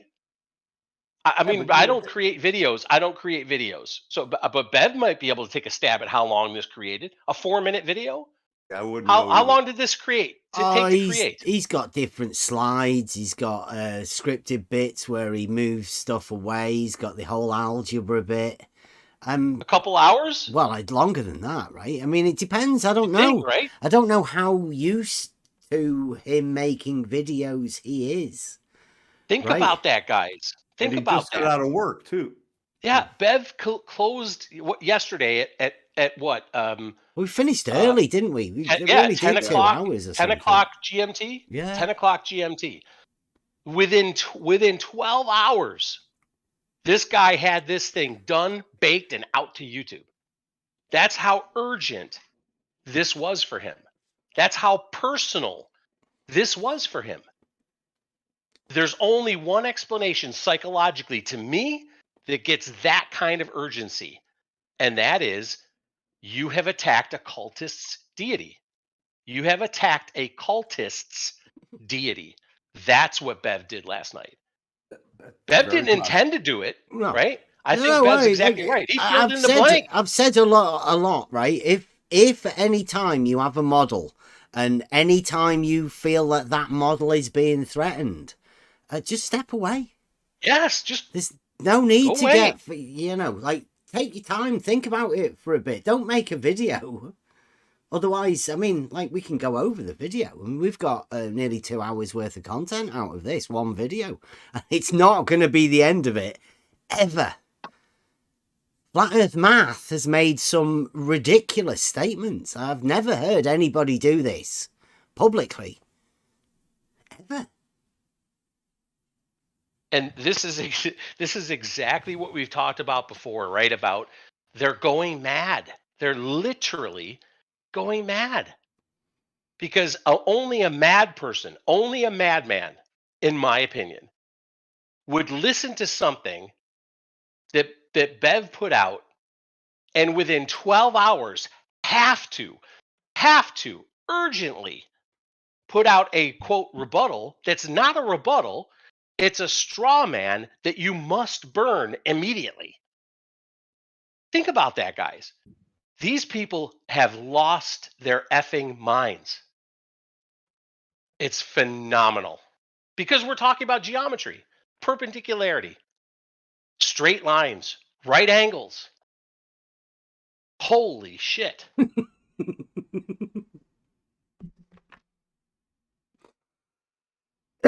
I can't, well, I don't know. It sounds so ridiculous. I know it. I'm trying to find the, did I not even put that out? Oh, I might have to put those videos out. Oh, no, there you go.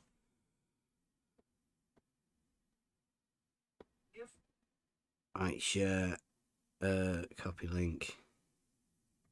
I'll put this into the Discord chat first. Go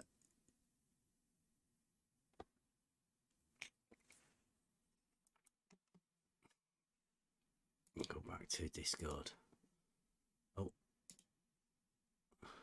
If water forms a perfect plane, there can be no globe.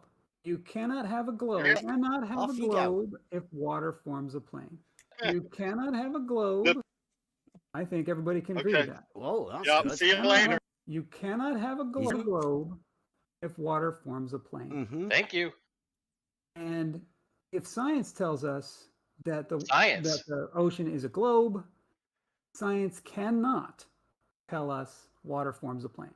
You cannot Big have a globe in there, globe. 10 science. If a Correct. water That is an level incorrect is a tool that establishes a characterization horizontal of my plane, poof goes the globe. Sorry. Yep.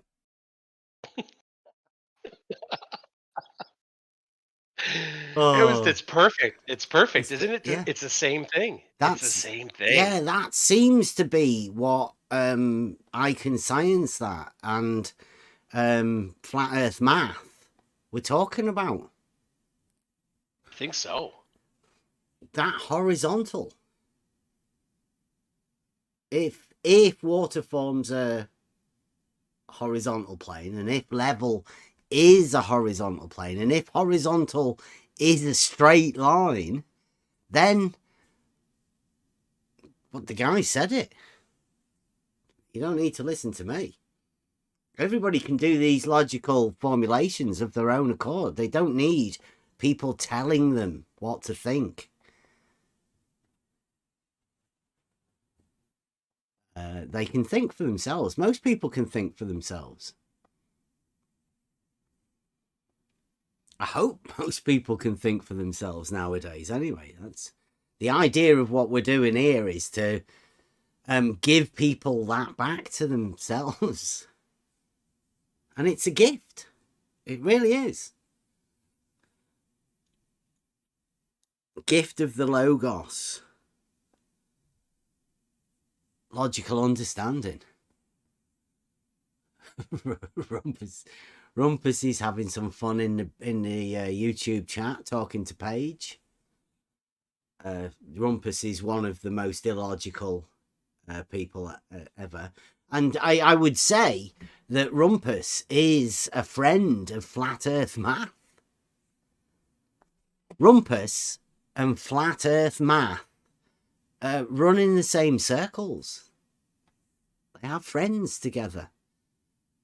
Blue Marble Science is also a friend of Flat Earth Math, I think.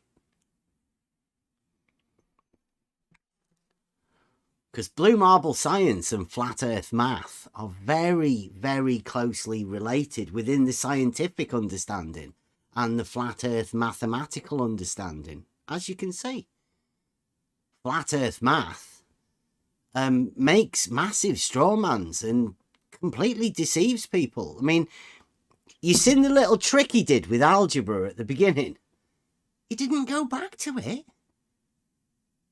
He literally left that without context and without meaning. He literally showed you a trick at the beginning and then poof, disappeared it into thin air. We're going to be delving deeper into this, but these are the sort of things that I've been watching. Me and Emma have been watching these things for years. It's fascinated us.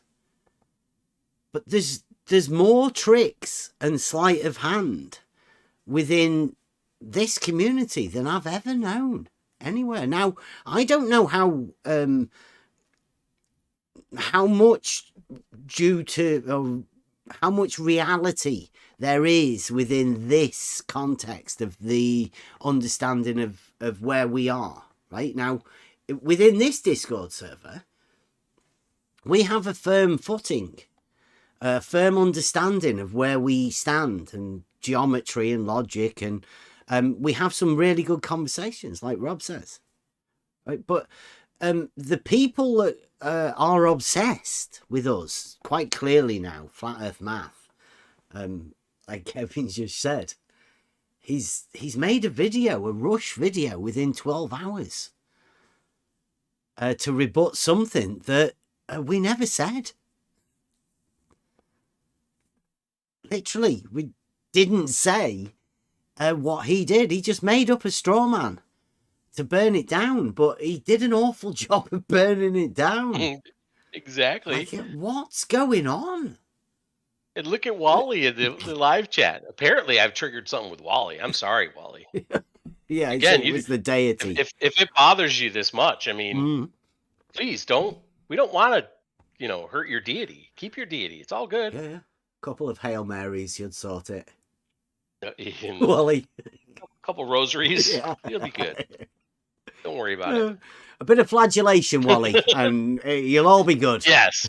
Not flatulation. Yeah. Flagellation. Yeah, Yeah, be careful. self-flagellation. Off you go. Yeah.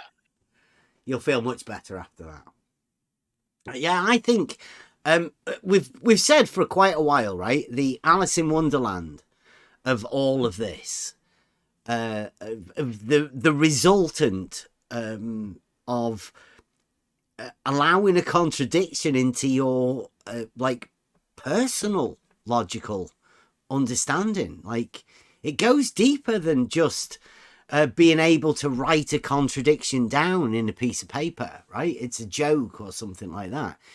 What's going on here? These are definitely internalized logical breakdowns. Literally madness that's going on here. And if people are associating my name with it, well, so be it, but it's not me. I'm just stating simple geometric facts. Stop making it about Big E. Yeah, I'm not. I'm not. And that may be because of my childhood, right? I lost the model and never gained it back again. There was no need for me to gain it back. As far as I know, I didn't lose anything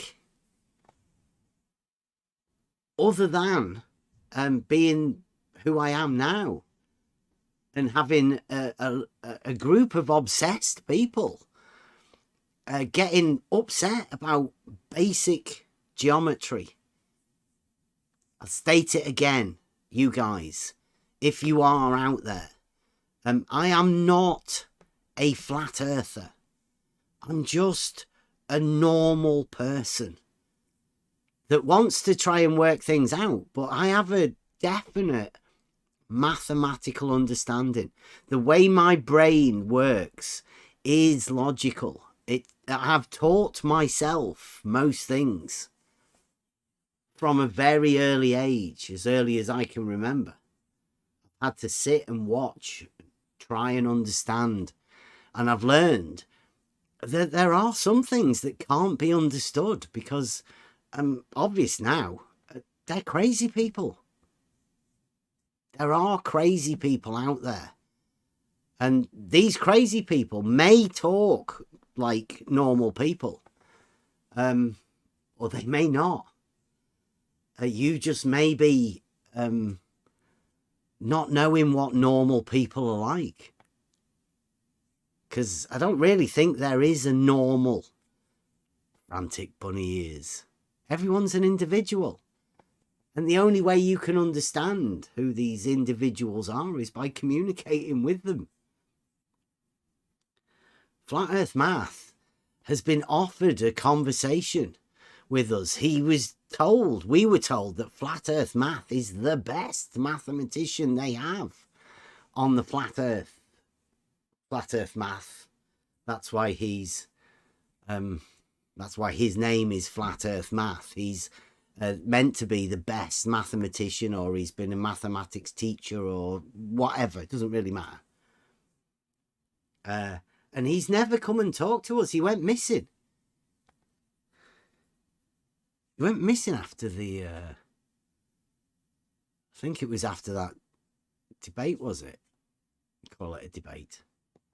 Last year. It's been about a year, I think.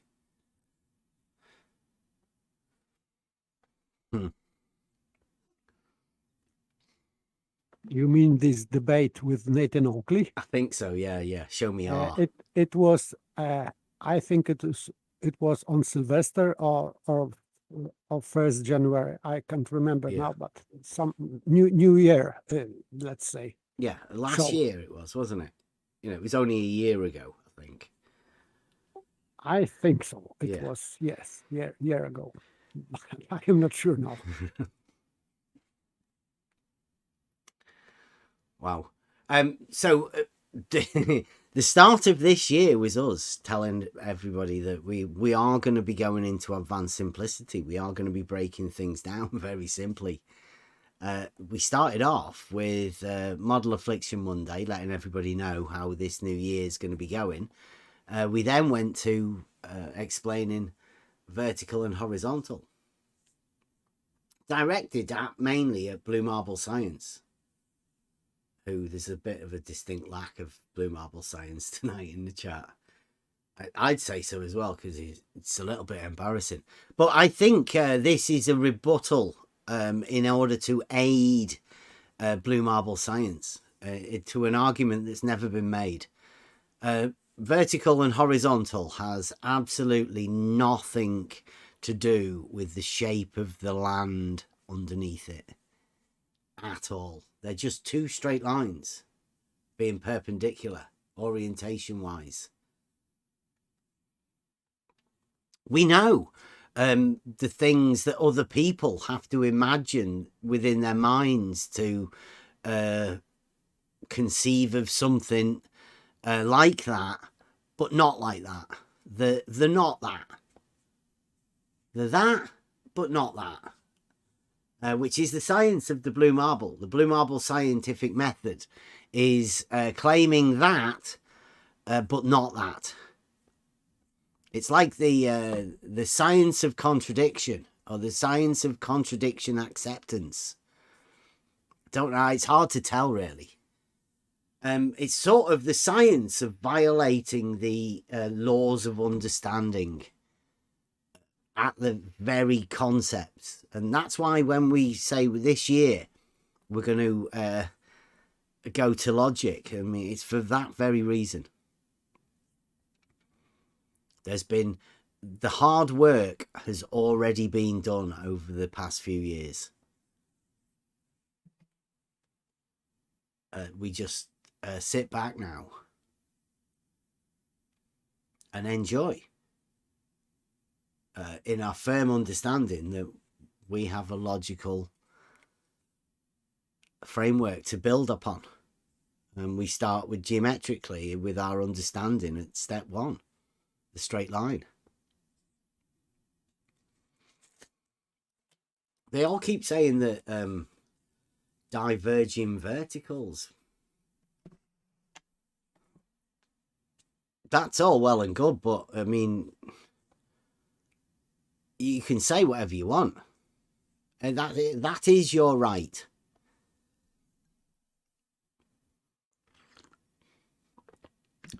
We just point out once again the geometric and mathematical understanding of vertical and horizontal being perpendicular still stands. And if you can do that too, then good for you.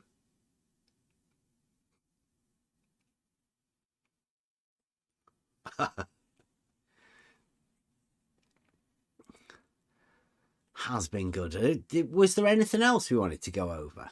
Or do you want to go over that anymore? I think there's some clips I might put into that. There's a few clips that definitely deserve a you don't understand, or maybe fools. Don't take advice from fools seems very fitting in that particular regard. There's a few clips that definitely deserve it. Hey, Math. Maybe you don't understand, or maybe fools. You got a bit of feedback coming through there, Math.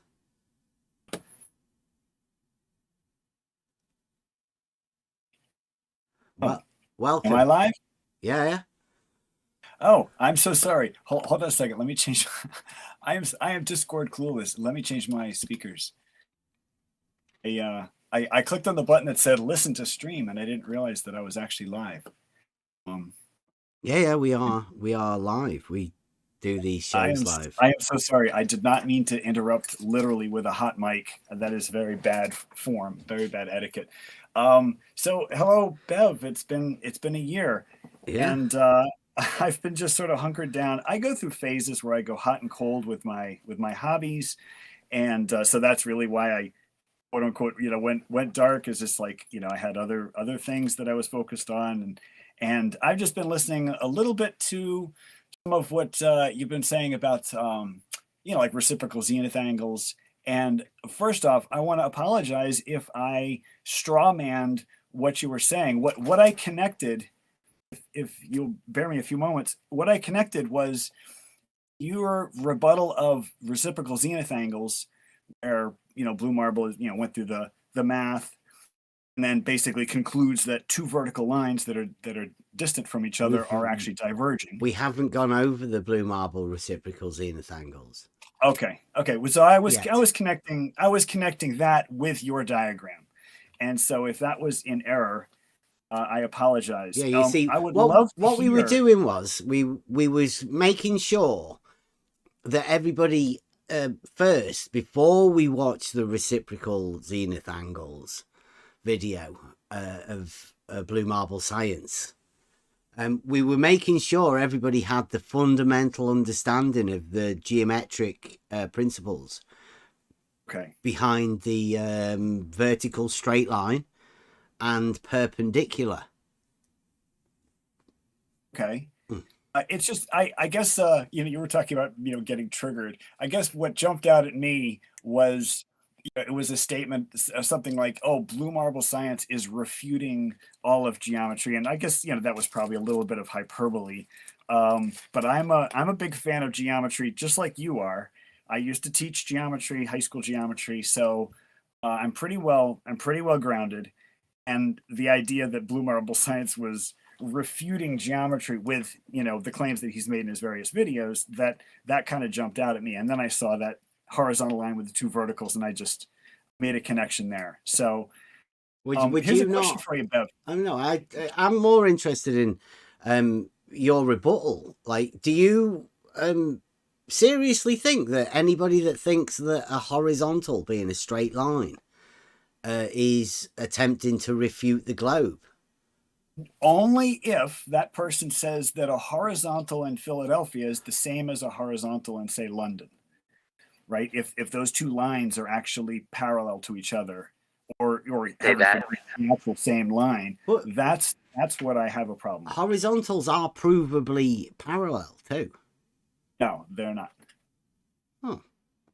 So and again, we could agree to disagree, Bev. You and I have had wonderful conversations, very, very respectful. Mm-hmm. You've never shouted at me, I've never shouted at you, and I really appreciate the forum. And I just want to say, I apologize if I misrepresented your case. I tried to look at your channel to see, if you had posted yesterday's stream, and I don't know if you put them on private or something, or maybe you just don't save them.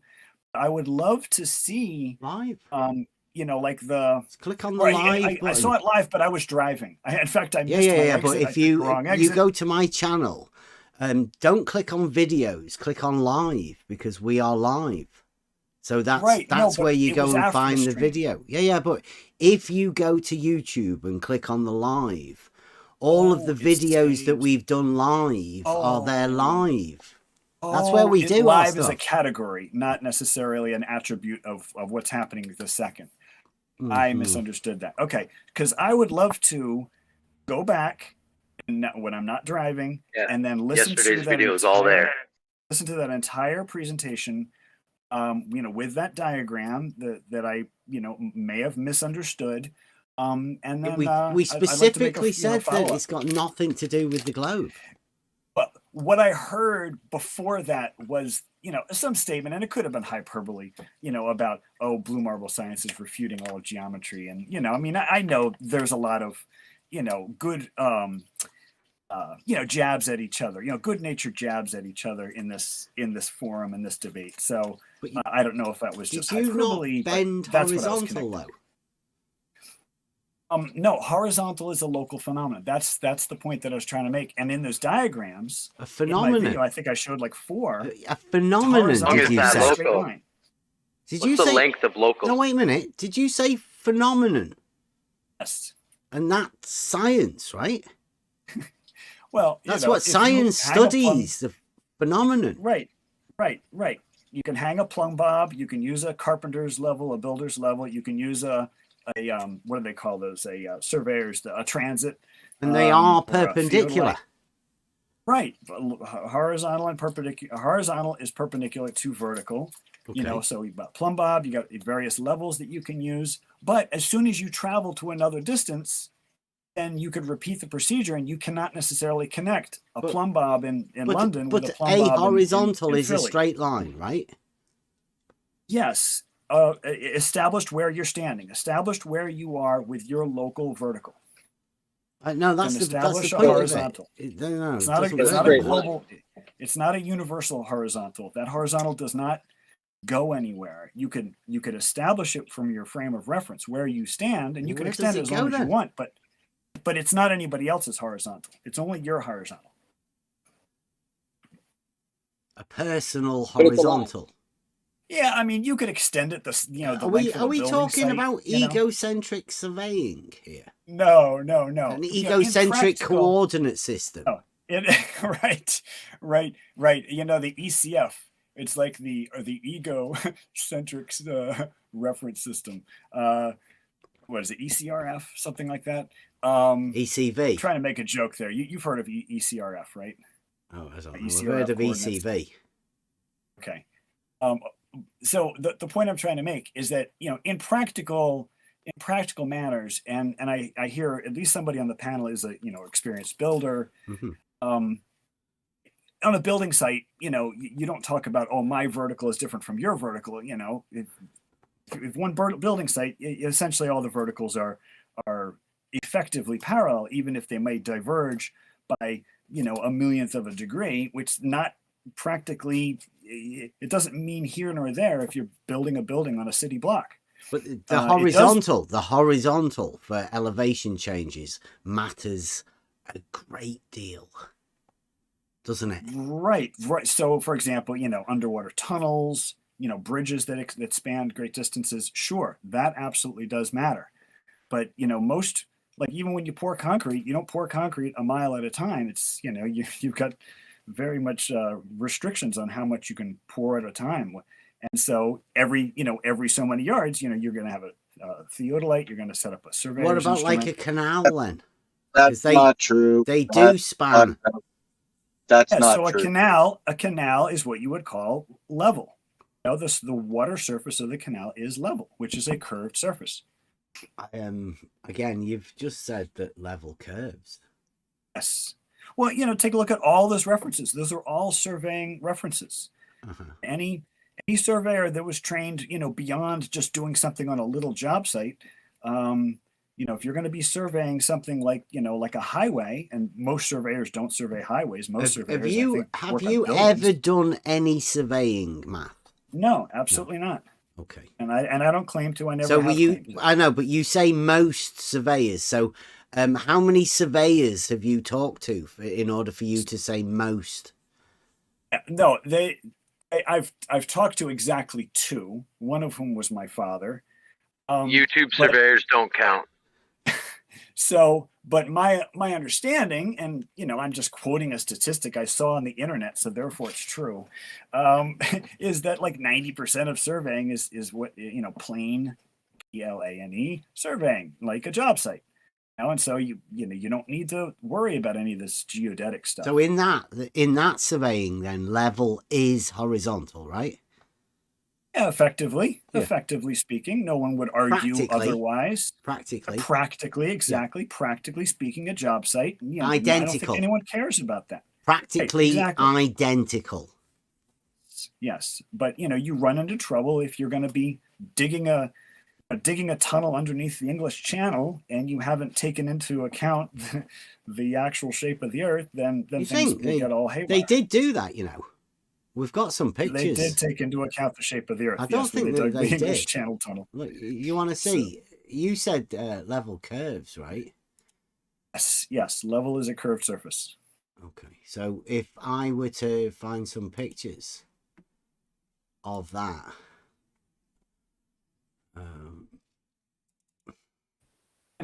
while you're looking at that, Bev, I just want to say thank you for your hospitality, because I think I might have, you know, come off as being, angry or something. I really was not trying to be angry, but I am definitely concerned with doing a straw man. And if you feel that I did a straw man, I definitely am going to revisit that video now that you've told me where it is, and I'll post a follow up. So I take that very seriously because I can't stand straw man arguments, and so yeah, you've done a rebuttal to something that we never said, so which is a bit. So could I ask a question?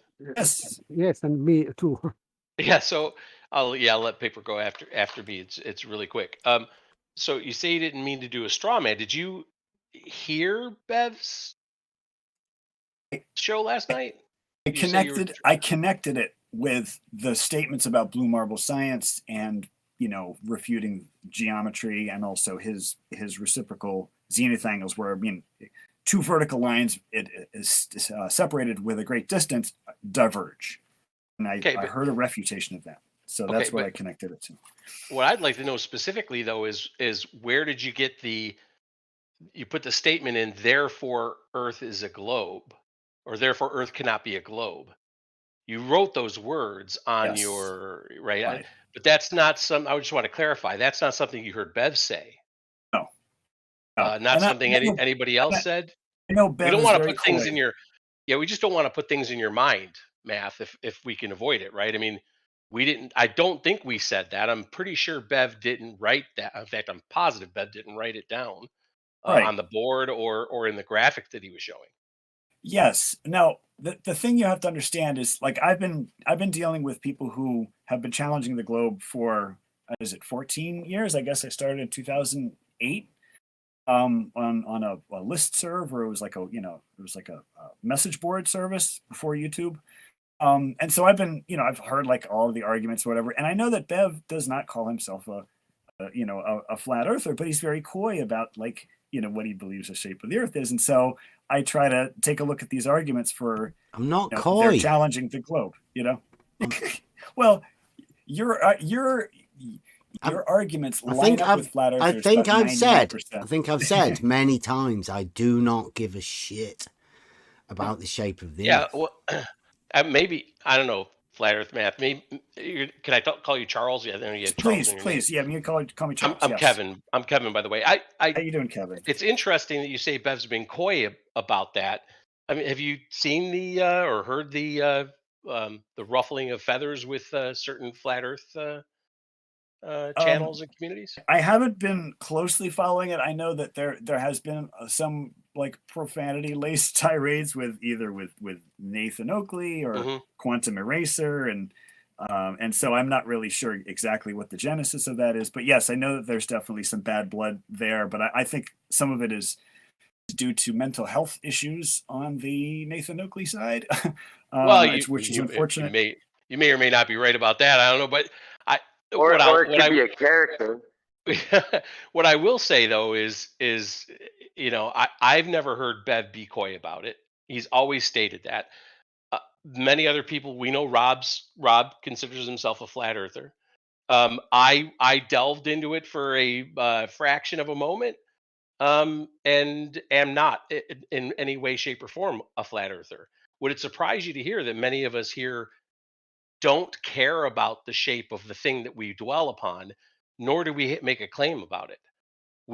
Have you heard any of our Trivium stuff? We talk about lost words. One of the lost words that we found is epohe. Do you know what epohe is? Oh, it sounds Greek. It is Greek. It essentially, it is being okay with not knowing, being at peace with it. Yes. So many of us here, I'm not going to say Rob, because Rob is definitely considers himself to be a flat earther, but many of us here have what's called it's not epohe. flat. Yeah, absolutely, right? That's ridiculous. So that's the thing. This is what what drives a lot of us here crazy. When we say we're not flat earthers, when Bev says he's not a flat earther, no one believes us. But yet, someone like you, and I respect the fact that you're going to go back and take a look at your video. But when you're saying you're rebutting what Bev said, yet you put into your video a phrase, therefore Earth is not a globe, that Bev neither said, nor wrote, nor intimated in any way. Definitely intimated. Definitely intimated. How? Because How? if you think that horizontal in Philadelphia is the same as horizontal in London, like, if you say all horizontals are parallel, or you say the plane of the horizon, then that means the Earth cannot be a globe. You're saying that. No one here has said that. Yeah, well, no, but that's the conclusion. There's no way that No, everyone's all horizontal can be parallel. horizontals, Matt, are parallel to the plane of the horizon. That's definitely. That's a mathematical statement. But there is no plane of the horizon. That's the problem. But it is a mathematical statement, Math. Yeah, but it's a non sequitur because there is no plane of the horizon. The horizon is a curved line. This is in definition, dictionary definition. I appreciate the conversation. Go ahead, Paper. I have question about this algebra paradox. Yes. There are. I have question. Why didn't you explain in this video where this error here? I did that because I wanted people to sink their teeth into it and ask the question, why? I mean, it's one of these things where it's like, I like watching movies where they don't spell everything out, where they force the viewer to try to figure things out. So in the comments under my video, there's a lot of big discussion about like, oh, what's the answer? You never said the answer. And then other people are chiming in and giving hints as to the answer. So, technically the answer is, it's when you divided both sides by a minus b, you're technically dividing by 0, which is illegal. So I think it's like line 4. Right after the factoring is where the illegal procedure is, and that's what makes the whole sequence invalid. But it's a magic trick. It's a cute gag, but I didn't leave the answer in the video because I wanted people to think about it. Okay, and my next question is how, if it is related to the topic of these horizontals and verticals, or just it was. Yeah, and that's a great question. And do you go by Paper? Can I call you Paper? Yes, sure. Okay, so and I appreciate the conversation. My thinking was that oftentimes you'll see what sometimes people will call a proof, whether it's a series of statements and they're logically connected statements, but then the final conclusion may be false because there is a hidden error, an error that is not jumping out in plain sight. And that's really the thing that I was trying to make about the 2 vertical lines with this really long horizontal line. And I did the American flag and the British flag. I was trying to make a point that the flagpoles, you could say, oh, the flagpoles should be parallel to each other. All verticals are parallel to each other. But then the fallacy is that line, that horizontal line, is actually a straight line. Okay, and so you don't necessarily see that right away. It's hidden in plain sight. Okay, that's the kind of point that I was trying to make with the algebra. This hidden error in that series of statements or syllogism is called paradox. But yes. I cannot see any paradox in Beth's statement because your rebuttal would be that you spotted some paradox in Beth's statement and you could reveal that, but you didn't in this video, I think. So you are correct. I did not prove anything in the video because you require real world observations. So for example, nowhere in my video did I talk about real world observations, like for example, the reciprocal zenith angles. So you are correct. You could watch my video and believe every word and still not be able to conclude the shape of the Earth. I didn't present any unique evidence. What I was trying to say is that the argument. Whoa, Math, don't you skip over that. You did say that anyone assuming a horizontal is a straight line is therefore saying the Earth cannot be a globe. Oh, I never said that. You did. In this video. No. The horizontal line that you're talking about is the horizontal with the British flag and the horizontal with the American flag. Straight line. My statement was that those two horizontal lines are not they're not connected with a straight line. That's what I said. I didn't say that all horizontals, you said horizontal being a straight line means it cannot be a globe. No, what I said was no, you did. I'll go back and let me get it. See if I can get it. It was the horizontal with the British flag being the same as the horizontal with the American flag. That's what I said was not correct. Yep. But no, I mean, and all those diagrams I show, every single one of them shows a horizontal line. And you did catch an error of mine when I showed the picture of the globe with the two flags, and I with the pizza. When I had that little line segment and I said the word straight, and I should have included the word horizontal. So you did catch an error of mine. It was an omission. But on your diagram, we have two verticals, and beneath every vertical, it is horizontal, this name, Yes. and in the middle is level. So that would be, and this is one line. So it means that this is curving horizontal. We call it bendizontal. Right. I'm familiar with the bendizontal. No, but look at the diagrams that are on the screen right now. Those horizontal lines are perfectly straight. Can you listen in? Horizontal Matt? line is perfectly straight. Yes. Can you listen in to my video? Yes. Okay. Click on the thing, listen in. You'll be able to hear yourself. Okay, let me just swap this over.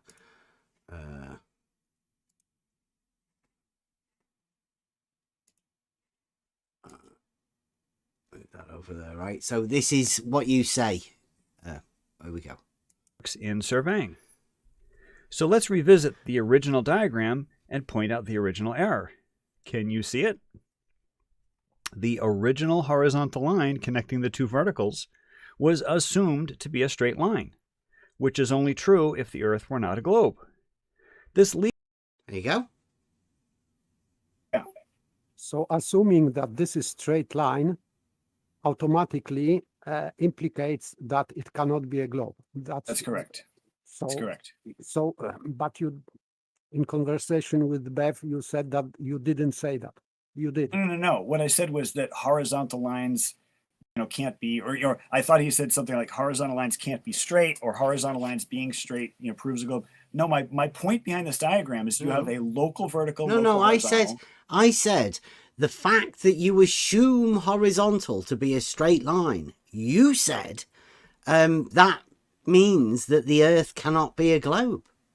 No, and I really appreciate the pushback, and I appreciate this conversation. Right, you listen to it again. Every horizontal is a straight line, but labeling this line that connects the British flag and the American flag as one horizontal line. That's not what you say. Right? Listen to yourself again. Okay. So let's revisit the original diagram and point out the original error. Can you see it? The original horizontal line connecting the two verticals was assumed to be a straight line, which is only true if the Earth were not a globe. This leads us to the... Yeah. So it's the line that you could put air quotes around the word horizontal. Like, I'm arguing that line that connects the British flag and the American flag is not a straight line, therefore it can't be horizontal. Yeah, you so what you're saying is you can't have two vertical perpendiculars to a horizontal line. Oh, no, you can. You could label that point on the left with the American flag A, and the B, and you could have a horizontal from A to B with a perpendicular at A and B, just as shown in that diagram. Yes, absolutely. That does not describe, the reality. Say, Washington D.C. and London. Okay. But you said in your video, and we can read that assuming that what is depicted on this diagram, it means that you are denying globe. That's what you said. No, this picture denies the globe. And I'm saying this picture is based on an assumption that horizontal in the United States is the same as horizontal in the UK. where in reality they are at different angles, and that the flagpoles diverge. What, the horizontals are at different angles? Yes. Yes. Hmm. And the thing is, I made no. And what would you surveying, measure that know, angle from? Well, I mean, you could use reciprocal zenith angles Would as the a possible angle, procedure. would the angle be the angle between a horizontal and a horizontal? Yes. Yes, because a horizontal is established where one person is with an instrument, and someone else's horizontal is established where they're standing with another instrument. And they could be two theodolites. You know, you could do reciprocal zenith angles. Where would the angle be measured? So, I mean, you'd have to do some geometry on paper. You wouldn't be able to, physically like, measure it in the field. But, where would the angle be measured? Where they cross, where they in space. Okay, So when I was looking at the comments under my video, somebody said that, like they were at the Grand Canyon or some huge, they were at a valley, and they had an instrument at one rim of the valley, and it was at the same elevation as an instrument at the other end of the valley, and both instruments were below the level crosshair. Or, if I was looking, say, east from one side of the valley to the other, the other rim of the valley was below the level line of the instrument, whether it was a transit or a level, a builder's level or something like that. Not a builder's level. What's the thing with the telescope? What's it called? It could be a theodolite. It could be a transit. And then meanwhile, you go to the other side of the valley and you look back to the original one, and that is also below level line. So how can you have two sides of a valley below the line of level? Unless my horizontal extended from my one instrument on the east side of the valley is different from the horizontal extended from the west side of the valley. I know you've never done any surveying, but has anybody ever suggested to you that there is an operating range, the effective operating range for these tools? The effective operating range, and again, my understanding and everything I've read and everything I've heard about it is the operating range is dealing with those stadia lines and like measuring, what do they call it? Range finding, using a surveying rod that has the markings on it. You get so far away, you can't read the markings, and correlate them with the stadia lines. And so your range finding capability is, drops down to 0. But that does not describe the operating range of measuring angles, right? As far as I know, there is no limit to the operating vertical range of angles. Any angle, horizontal or vertical. Okay. So especially if you had a theodolite where you could measure, very precise horizontal angles and vertical angles. Okay. Now, do you, in your talkings with anybody, have you ever talked to a surveyor and asked them what's the longest vertical angle that they've ever met, or what's the smallest vertical angle they've ever measured? Yeah, I'm not really sure. No, I've never asked that question, and it's like, but it seems like an unusual question of asking about a vertical angle. So I guess that's where you have, because my understanding is that once you set up your instrument and that you have a level line, then everything is going to be measured against your level line, and of course you just subtract 90 from that, and you've got your zenith. So it's all a matter of whether you're measuring from zenith, which is a vertical you're talking angle. about somebody else there.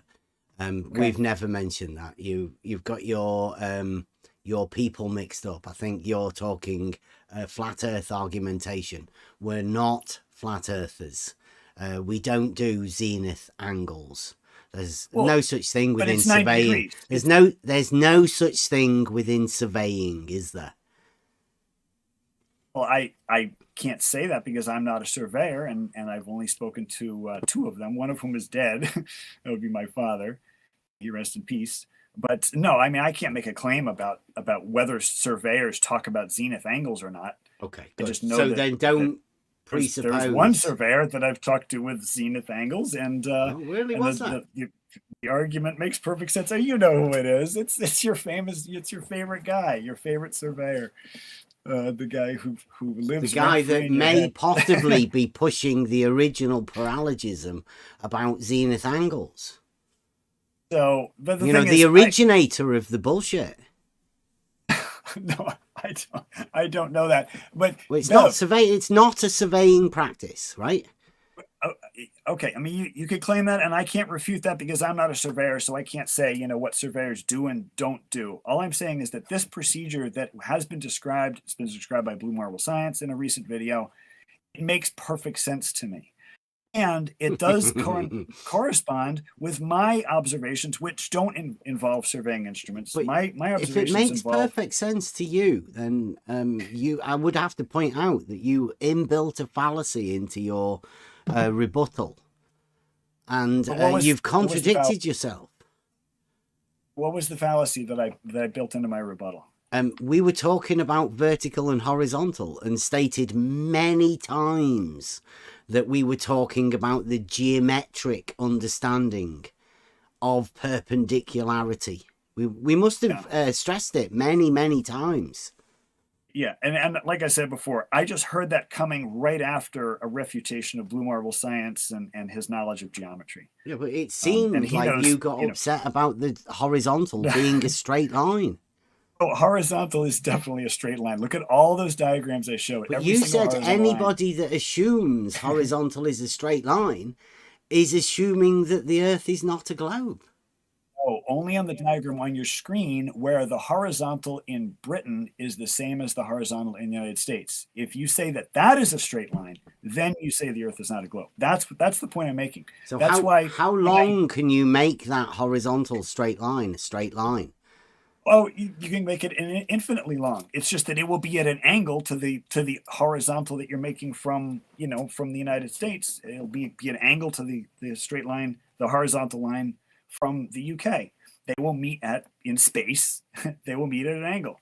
But yeah. So in my you'll notice in my modified diagram, the diagram at the last frame of my video, I left up the word horizontal and vertical. I'm sorry to interrupt. Sure. I can't let that go. Okay. When something is not horizontal, it's not horizontal. So the question is how long can you make that horizontal line? And you said infinite. Yes. Except the only problem is at the other side of that horizontal line, it's going to be at an angle to horizontal.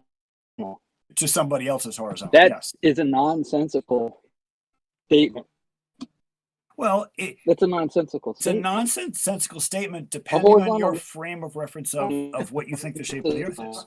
No, unless you got a model. No, we're not talking about the shape of the Earth. Do not inject the shape of the Earth to a horizontal being a straight line. You're going to confuse people. Yes, I know. Horizontal is a straight line. Yes, we know. Okay, so I'm not refuting. Like Mobius has just said, the horizontal plane can be as big as it wants to be, right? And at every point on that horizontal plane, you can have a perpendicular. Yes. All perpendiculars to a plane will be parallel. Yes. And all perpendiculars to horizontal are called vertical. Right, so it depends on it. Back to where you defined horizontal, which was at a point. A plane. It's a plane. The horizontal plane, but it is defined at a point. No, it's a horizontal plane. The entirety of the horizontal plane is the horizontal plane. Okay, but if you had a plumb bob, it would only be vertical at one location on that plane. No, all perpendiculars. You talk math, right? Math. You roboting, Mobius. Yeah, you're breaking up. It's a shame, isn't it? You taught. Am I still roboting? No, you're back. Good. It's that robot button. Yeah. Okay. All right. You taught math, right? Yes. Yes, geometry. I'm right now teaching statistics, but I've taught just about every math in okay, high but school. You taught geometry before. You said you taught geometry high school. Yes. In that, if a student were to describe a plane as a point, what kind of grade would you give them?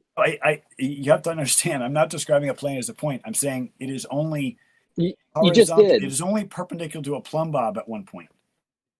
Entire plane, I mean, you can extend the entire plane infinitely long, and you can call that plane horizontal, but you define it as horizontal from a single point.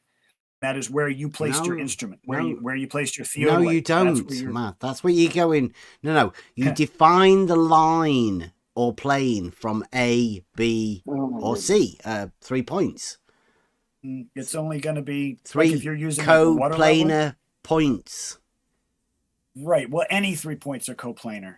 Yes, and then can define the plane. Right. And also you can label, mathematically, you can label a plane with a letter also, can't you? With the letter of those 3 points. Absolutely. Now, if you had a water level, like a three-way water level, and then so you had like three, in other words, 3 vertical risers, and they were connected with hoses that had a triple junction in the middle. You can't say that plane that connects those 3 water levels to be horizontal anywhere but the like the center of the three points in question. Whole it's thing not a horizontal plane. No, yes, it's only defined as you definitely could. It's a water level. Yeah. I get that, and practically speaking, like if you're doing a building site. Sorry, can you just explain why? Because the Earth is a globe. Bam! There it is, folks. So you are assuming. So that was my objection also, because you said that it would be begging the question that we assume that horizontal is straight line. That would be begging the question. But if you are assuming that horizontal is bendizontal, this is not begging the question. For me, this is also begging the question. Okay, so you would be absolutely correct that I would be having a circular argument if the reason why I know the Earth is a globe is because flagpoles diverge, and the reason why the flagpoles diverge is the Earth is a globe. You're absolutely correct. That would be a circular argument. However, I have done extensive field study and measurements on my own with my own handmade instruments, sometimes just using a camera, sometimes using other things, and all of my measurements, none of which was done with surveying instruments. I don't have a theodolite, but all of my measurements. How do you measure with a camera? No, you can make careful observations with a camera. But I mean, my favorite one is using a sundial on the equinox. Like that's hands down my favorite measurement. My favorite observation is using a sundial on the equinox. More begging the question. That's not begging the question. It's it's basically making a careful observation, and anyone can do it. And the observation that you will get is consistent and predicted by the globe. Now the thing is, we could be brains in a vat, but like basically every single observation I've made out predicted in the real world, for you. Yeah. Can I just tell you? Can I take 30 seconds to tell you a story? So. Can you just tell me how it predicts things for you? No, meaning I made a prediction. I made a hard prediction. Oh, so you're calling yourself the it.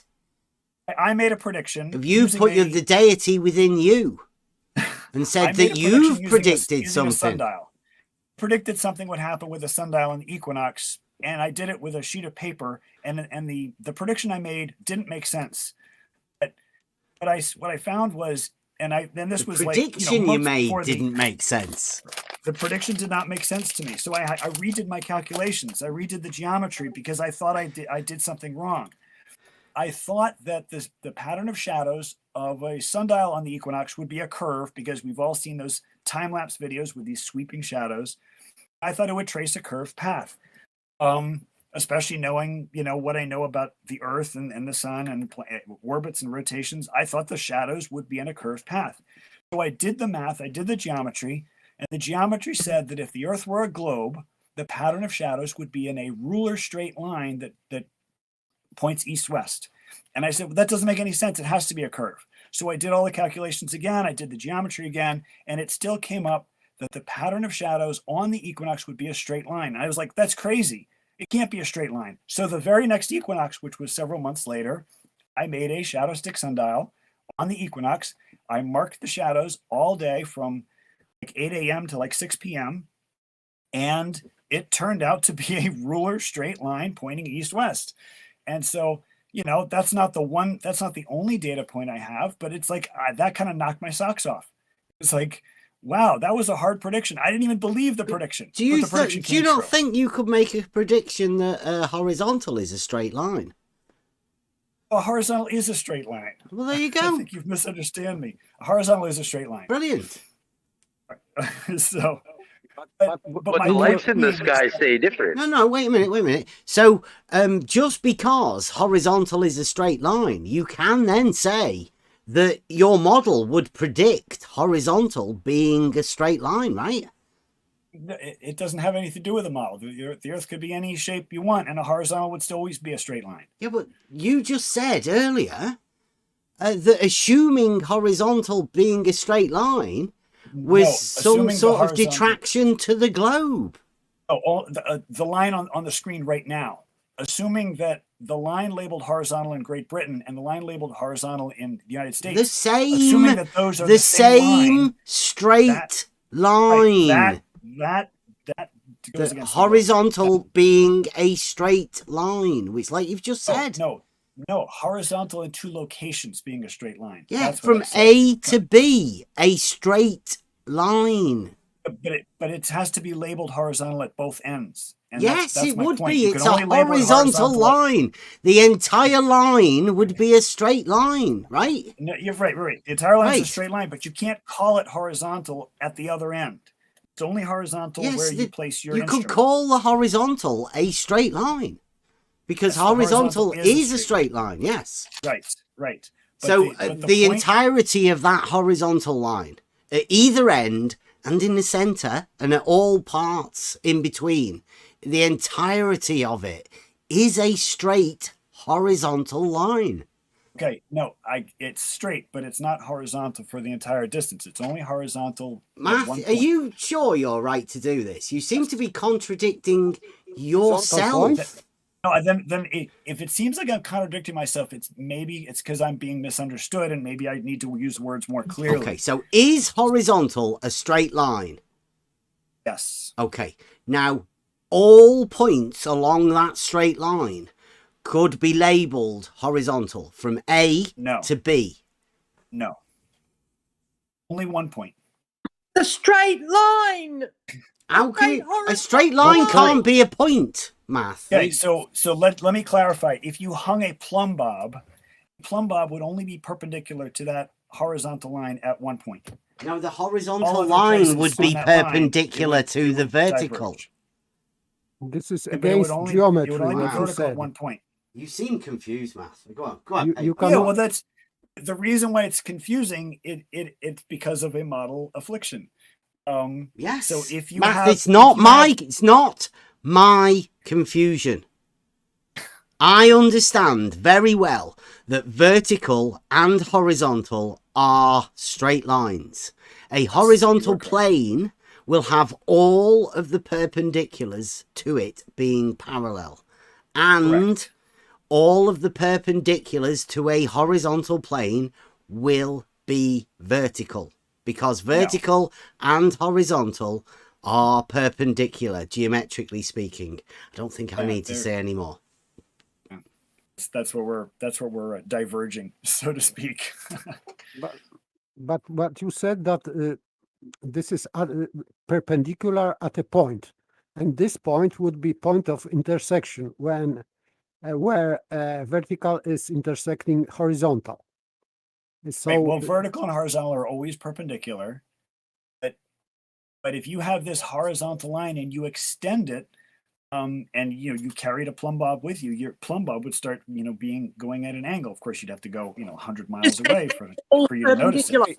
But my point being that this point of intersection is point lying on this vertical also, because this is a shared point. Right, but Common. it's a local, wait. phenomenon. I am going somewhere. Sure. So this is the only point where you cannot measure any angle, because you have to measure angle is part of the circle.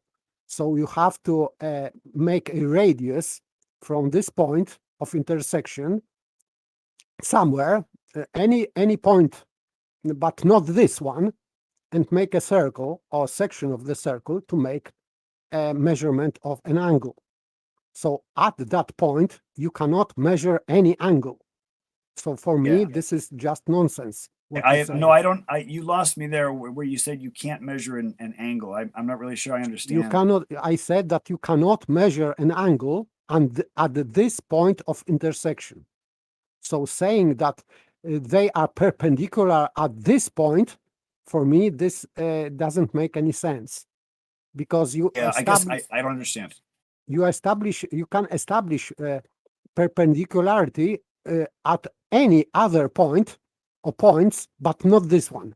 Not I don't get that. You don't get that? I don't understand that. Because if I could jump in, one of the things I've noticed is that people think that you can't measure an angle to a curve, and that's absolutely false. You can measure an angle to a curve. You can measure an angle between two curves. No, an angle is the inclination of one straight line to another straight line. Bev, he was talking about straight lines anyway. Mm-hmm. Horizontal, they were straight. Why is he now talking about an angle to a curve? Because he's... What the hell are you doing, Charles? He's model afflicted. Because maybe I misunderstood. Is that Paige? Yes. Okay, Paige. I was responding to the previous speaker. Was that Mobius or was it Mobius? And he said something like tracing a radius. And so when I heard tracing a radius, it sounded like he was tracing a segment of a curve or a circle. So lines in your conversation at the moment, Math. You've been talking about horizontal being a straight line. Why are you now saying that we don't agree you can make an angle to a curve? We weren't talking about angles to curved lines. We're trying to get you to understand horizontals are fucking parallel. Always. But they're not. They are. We've proven it with they're not. We've proven it by you saying horizontals are a straight line. They're not just an individual horizontal. They will be horizontal at both ends because you can make a vertical that will be perpendicular. If you were my child's teacher, oh my God, I would lose my shit. Charles, thank you, Paige. You said local, so individual horizontal. So is there any horizontal that you can call collective horizontal? No. Because if there are individual, so gathering them together will make them gathering of different horizontals or just general horizontal. So what it is? What does it mean, local horizontal, and why they are different? Yeah, well, the thing is, practically speaking, local horizontal, it could cover, like I said, an entire building site, an entire city block. But if you go a distance away, the horizontal a distance away is not the same, and that was the point I was making about the valley. You observe the east side of the valley from the west, and you observe the west side of the valley from the east, and both sides of the valley are going to be below your level line. Your horizontal, the crosshairs in your transit or whatever instrument you're using. So that clearly shows that horizontal on the left end of the valley or the left edge of the valley is not the same as horizontal on the right end of the valley, because both instruments are below the other instrument's horizontal. How can that be unless the two horizontals were actually at an angle to each other? Perspective, Charles. Things drop in the distance. As you look out, things will look like they're dropping. It's really not hard. That's why these have a limit. And that's why geometry is so defined, because how we see is a little bit different. Just like first person in a game compared to third person. Yes, I hear what you're saying, but things drop in the distance due to Earth curvature. That's the phenomenon. The reason why things drop in the distance. I would disagree. The perspective drop. Horizontal. Perspective drop will occur in straight line. There's no such thing as perspective drop. Yes, it is, because there is, if you have, for example, auto level set into being horizontal, there is a gap between true horizon and this crosshairs. Yes, So yes. In other words, what you're saying is the horizon will appear below the crosshairs always, on the auto level. Yes, yes. yes. So that drop would be between these crosshairs and horizon. So your other auto level will always drop to the true horizon. So That's it not will a phenomenon always of, be the drop. it's not always. a phenomenon of perspective. That's a phenomenon of Earth curvature. Math, That literally is an illustration of Earth curvature. Math, you're forgetting about the geometric proofs of perpendicularity. No, I'm not. I Are don't you disagree with you saying the geometric proof of perpendicularity regarding straight lines doesn't apply to vertical and horizontal? Well, it depends on what you mean with the word vertical. I mean, if I mean a straight line. I mean a straight line. And the same with horizontal, a straight line, perpendicular. Yeah. You know what perpendicular means mathematically? Of course. Okay. Of course. Well, that's what I mean by vertical and horizontal being and applying the law, the mathematical law of perpendicularity to those two lines.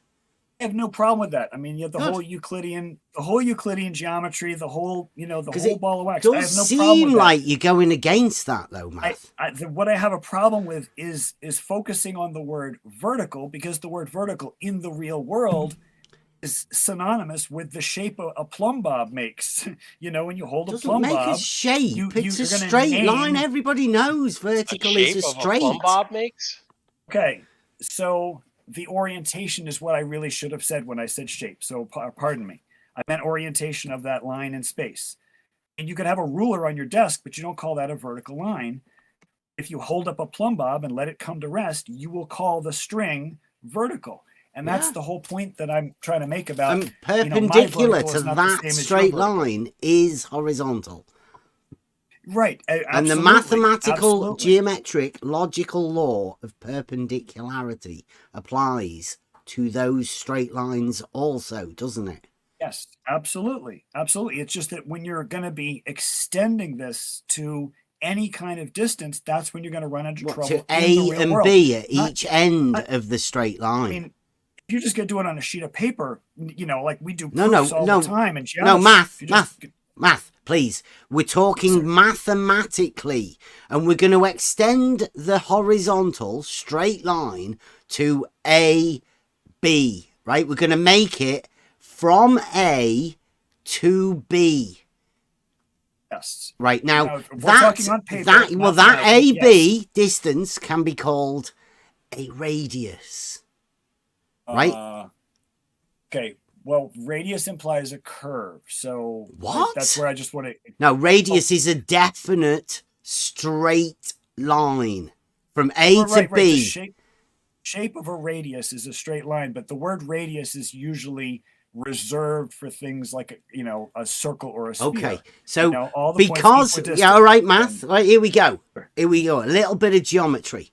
We can make the point A the center and the radius extend out to B. We can then form a circle with A at the center. Yes. Okay, and then we can also do the same to B. So what we have there is a shared radius of two circles. Absolutely. Do you know what shape we call that in the middle? It's like a what do you call it? I don't know what the name of the shape. I don't know what the technical name. Do you want to go, Paige? It looks like a Let's go, Paige. Vesica Pisces. There you go. Thank you very much, Paige. Now, that shape is like an eye shape. And what you can what you can do, Math, is put a point at the top of the Vesica Pisces and a point at the bottom of the Vesica Pisces and draw a straight line from that. The resultant curves from each of these radiuses, or radii, whatever you want to call it, form a Vesica Pisces. That Vesica Pisces forms the perpendicular to the original straight line. Yes. Yes, what you're describing is making a construction with a straight edge and a compass. And I love doing those things. Okay, now you can extend that line AB to form two diameters. Yes. Right, you can then form another vesica Pisces either side of the original circle, right? Yes, and, and then you can also form perpendiculars to that. Right, so that original line that was AB can be extended indefinitely by the use of vesica Pisces and a shared straight line segment, i.e. the radius to the diameter. Yes, you're speaking my language. This is geometric construction. This is I love this stuff. Now Yes, that original straight line math, that original straight line, you can orientate horizontally, can't you? To whose perspective? To the entire line referencing A and B. You can make that line from A to B horizontal, because horizontal is a straight line and a radius is a straight line. So you can definitely orientate that straight line horizontally. The question is for whom? For the person holding the sheet of paper, or for all of humanity in other countries? We just the understanding of perpendicularity within straight line geometry. There's no problem with perpendicularity, and there's no problem with this construction with the vesica Pisces. That everything you said was correct, except for the point I'm trying to clarify on is you say now we're going to take this sheet of paper and orient it so that this long line is horizontal, and I'm just saying horizontal for whom? For the because it can only be horizontal. Charles, it won't ever be two lines, will it? It won't ever be two horizontals. There'll only ever be one. No matter how much you want to tilt it, we're only talking about one line from A to B. Yeah, I know that, but it's going to be horizontal only for one location. One. In the real world. Charles, the circle you drew when Bev said A to B, and you can make that your diameter, make a circle around it. Yes. You think you're standing on that outside circle. No, I think he's being dishonest here, because he did say that horizontal was a straight line, but he's just said that it's just a point, i.e. not a straight line. No. I what I'm trying to say is, and I really appreciate the pushback on this. The horizontal line can be infinitely long. It is only horizontal in orientation at one point. I mean, you can call the whole line horizontal, but if you go any distance away, and like in the real world, 60 miles, you will then be, 1 degree off from horizontal. The whole distance. You've just said the whole distance. Leaning horizontal. Yeah. Okay, well, I'm going to orientate it horizontal, like I'm standing here now, and it's going to go horizontal all the friggin' way to London. I've orientated it horizontal. We've only got one line, and it's straight. What the fuck are you going to do now? When you get to London and you hold up a plumb bob, it won't meet that line at 90 degrees. That's the problem. It all depends on how many miles you are away from London. If you're 69 miles away from London, the plumb bob will make an angle of 91 degrees or 89 degrees, or 89 degrees is what, or no, 91 degrees. With your line. Verticals will always be perpendicular. Every 90 along the horizontal that I made will be perpendicular and vertical. It's geometry. They must be vertical for whom, though? That's the question. They're only going to be vertical for where you started. Parallel to any other vertical along that line. A 90-degree right angle. But if you go 69 miles away, you're going to be 1 degree off. People. So that's why You said 60 folks in miles this off. arena get What did accused you of say being about flat 60 earthers, miles? because everything that you've said, it would be true only if the Earth were not a globe, and if the Earth were shaped more like a pizza than a basketball. You're the flat earther. You're flat Earth math. Fuck's It's sake. just the name of my channel. Who's model afflicted? Yeah. you know, the point I was trying to make just about have the a question. sundial You is that said- I've gone outside and made careful measurements, and I've done it in many different ways, using many techniques. I've detailed a lot of this stuff on my channel, so how people With can do my it themselves. camera. I've used a variety of techniques, a variety of tools. You're welcome to do it all yourself. We've been out on the beach with an auto level. We've taken pictures of Fata Morgana sunsets. We've done these sort of things too, Math. Sure. Yeah. Sure. So yeah, the Fata Morgana that indicates that refraction is a thing. That and indicates it is weather dependent, horizontals being parallel. Yeah, the difficult thing about wanted to statements like touch on horizontals or something real parallel quick. is how you prove it otherwise.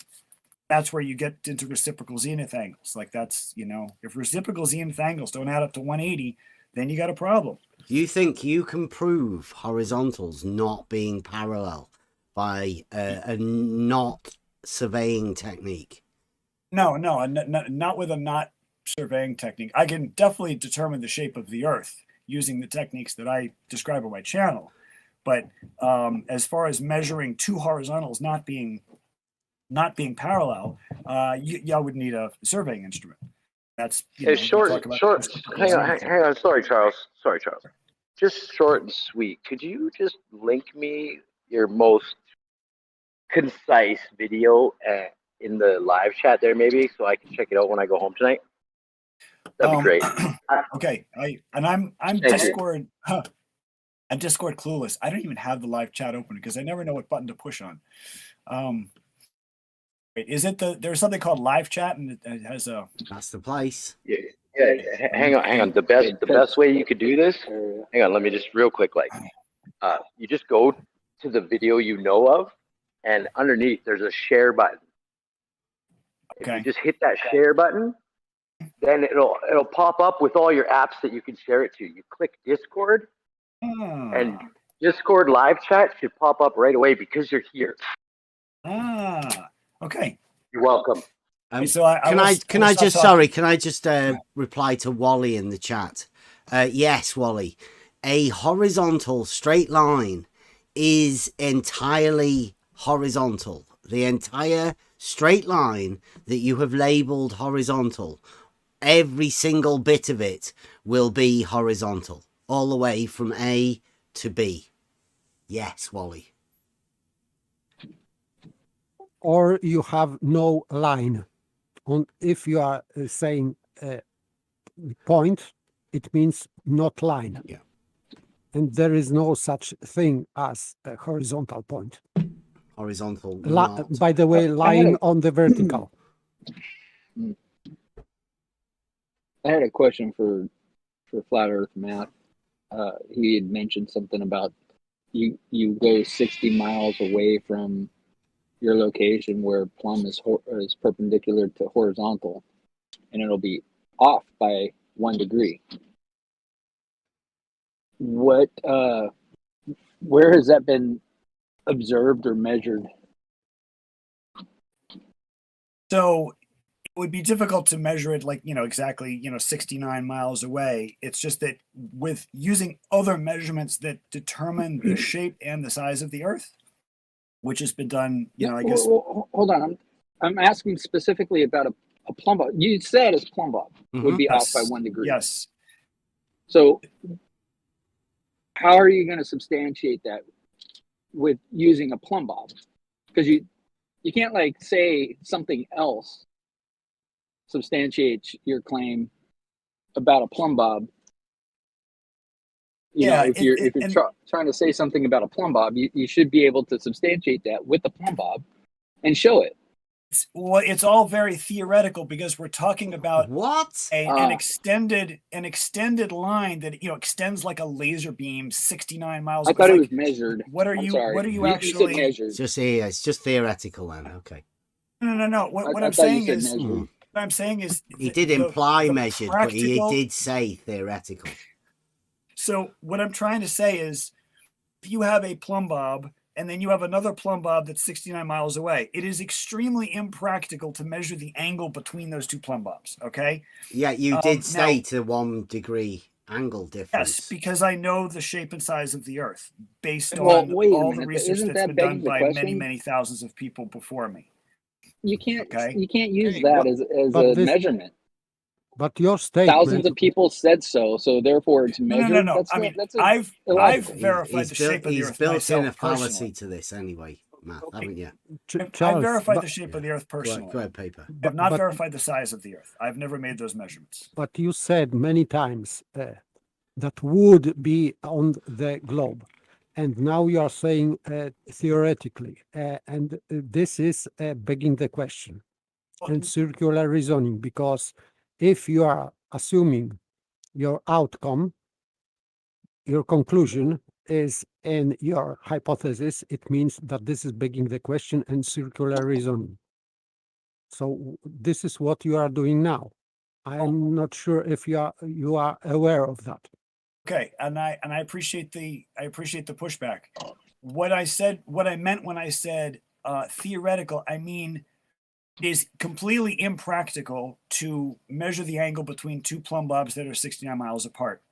That's what I'm saying. Theoretically, I know them to be 1 degree divergent. Whoa, Okay? whoa, Practically, I can't measure it. no math, right?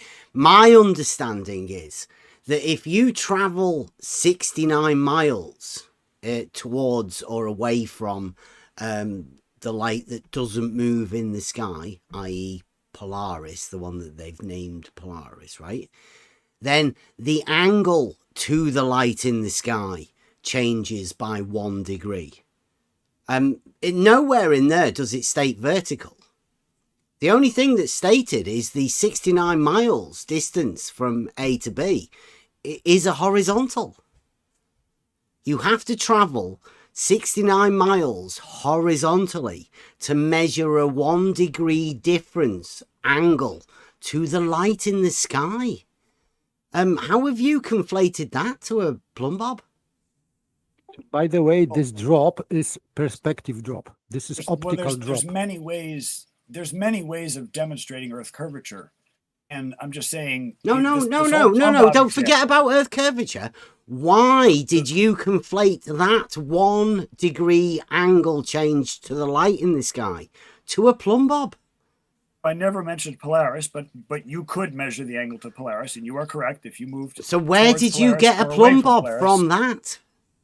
No, I didn't get a plumb bob from discussing Polaris. But it is that measurement is 69 miles is 1 degree angle change to the light in the sky, not an angle change of vertical. Don't be coy about it now. It is an angle change to vertical. It's and not. The thing is, both are consistent. You know? No. You can't conflate a light in the sky and an angle change of a light in the sky to vertical. I never mentioned an angle change to a light in the sky. Is that not where does 1 degree for 69 miles come from, Math? That comes to the size of the Earth. How do you get that? I disagree. Charles, you're being coy now. No, there are many ways of measuring the size. You know where of the that Earth. comes I have from. never done it, but there are many ways to do it. I mean, you could just literally Google it, how to measure the size of the Earth, and you can get a bunch of things that, some of them will require, a mathematical trick. Would anywhere on any website say that you can measure Earth by measuring a plumb bob off by 1 degree if you walk 69 miles away from because plumb like bob I being said, vertical? it's impossibly impractical. So you know citation. exactly where you came up with it. You know exactly where you came up with it from. It's your statement, Math. You just said it's practically impossible. Yet you told us that you know it's true. Yes, because I know the shape and size of the Earth. This is begging the question. Yeah. No, it's only begging the question if I was to use the plumb bob argument to say, oh, therefore the Earth is a globe and has a certain size. That would be begging the question. I'm not using the plumb bob to prove the shape of the Earth because the plumb bob exercise is impossibly impractical. No, but you said that plumb bob. You said that plumb bob will diverge because the Earth is a globe. And with a certain yes, size. This is begging the question. This is classical form of begging the question. No.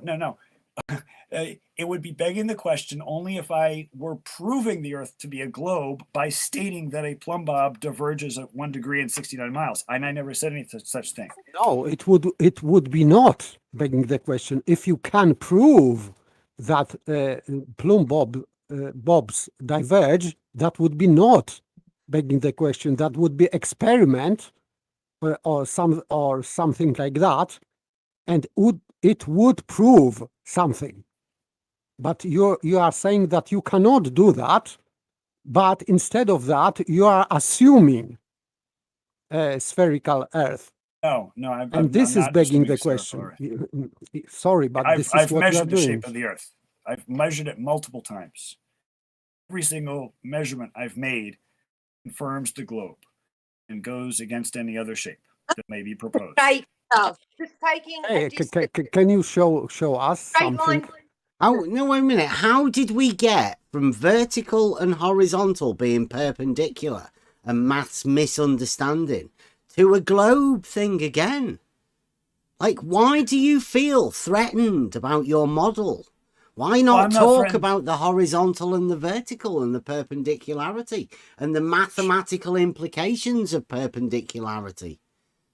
Yeah, the thing is, I think we're talking a little bit past each other, and that I agree that verticals and horizontals are perpendicular, and that a horizontal is a straight line, a vertical is a straight line, and that you could draw as many, lines perpendicular to another line as you want. Like I think we're in complete agreement with all of that. Where we disagree is how many times you can use the word vertical on these other lines once you move away from your instrument, where whether you have a plumb bob or a auto level. Every time. I'm sorry, what? Perpendicular to horizontal, no matter where abouts on the horizontal, always will be called vertical. Perhaps you've seen it. Perhaps you've seen these in mathematics classes. They have an X and a Y. They call them graphs. Sure, on a sheet of paper. Yeah. Right. Theoretically, and they call one vertical and the other one horizontal. Right, and you could draw as many, graph and they're paper. perpendicular to each graph other. Paper has, a bunch of vertical lines, a bunch of horizontal lines. Yes. It's in the real world. If you go 69 miles away, your plumb bob will diverge.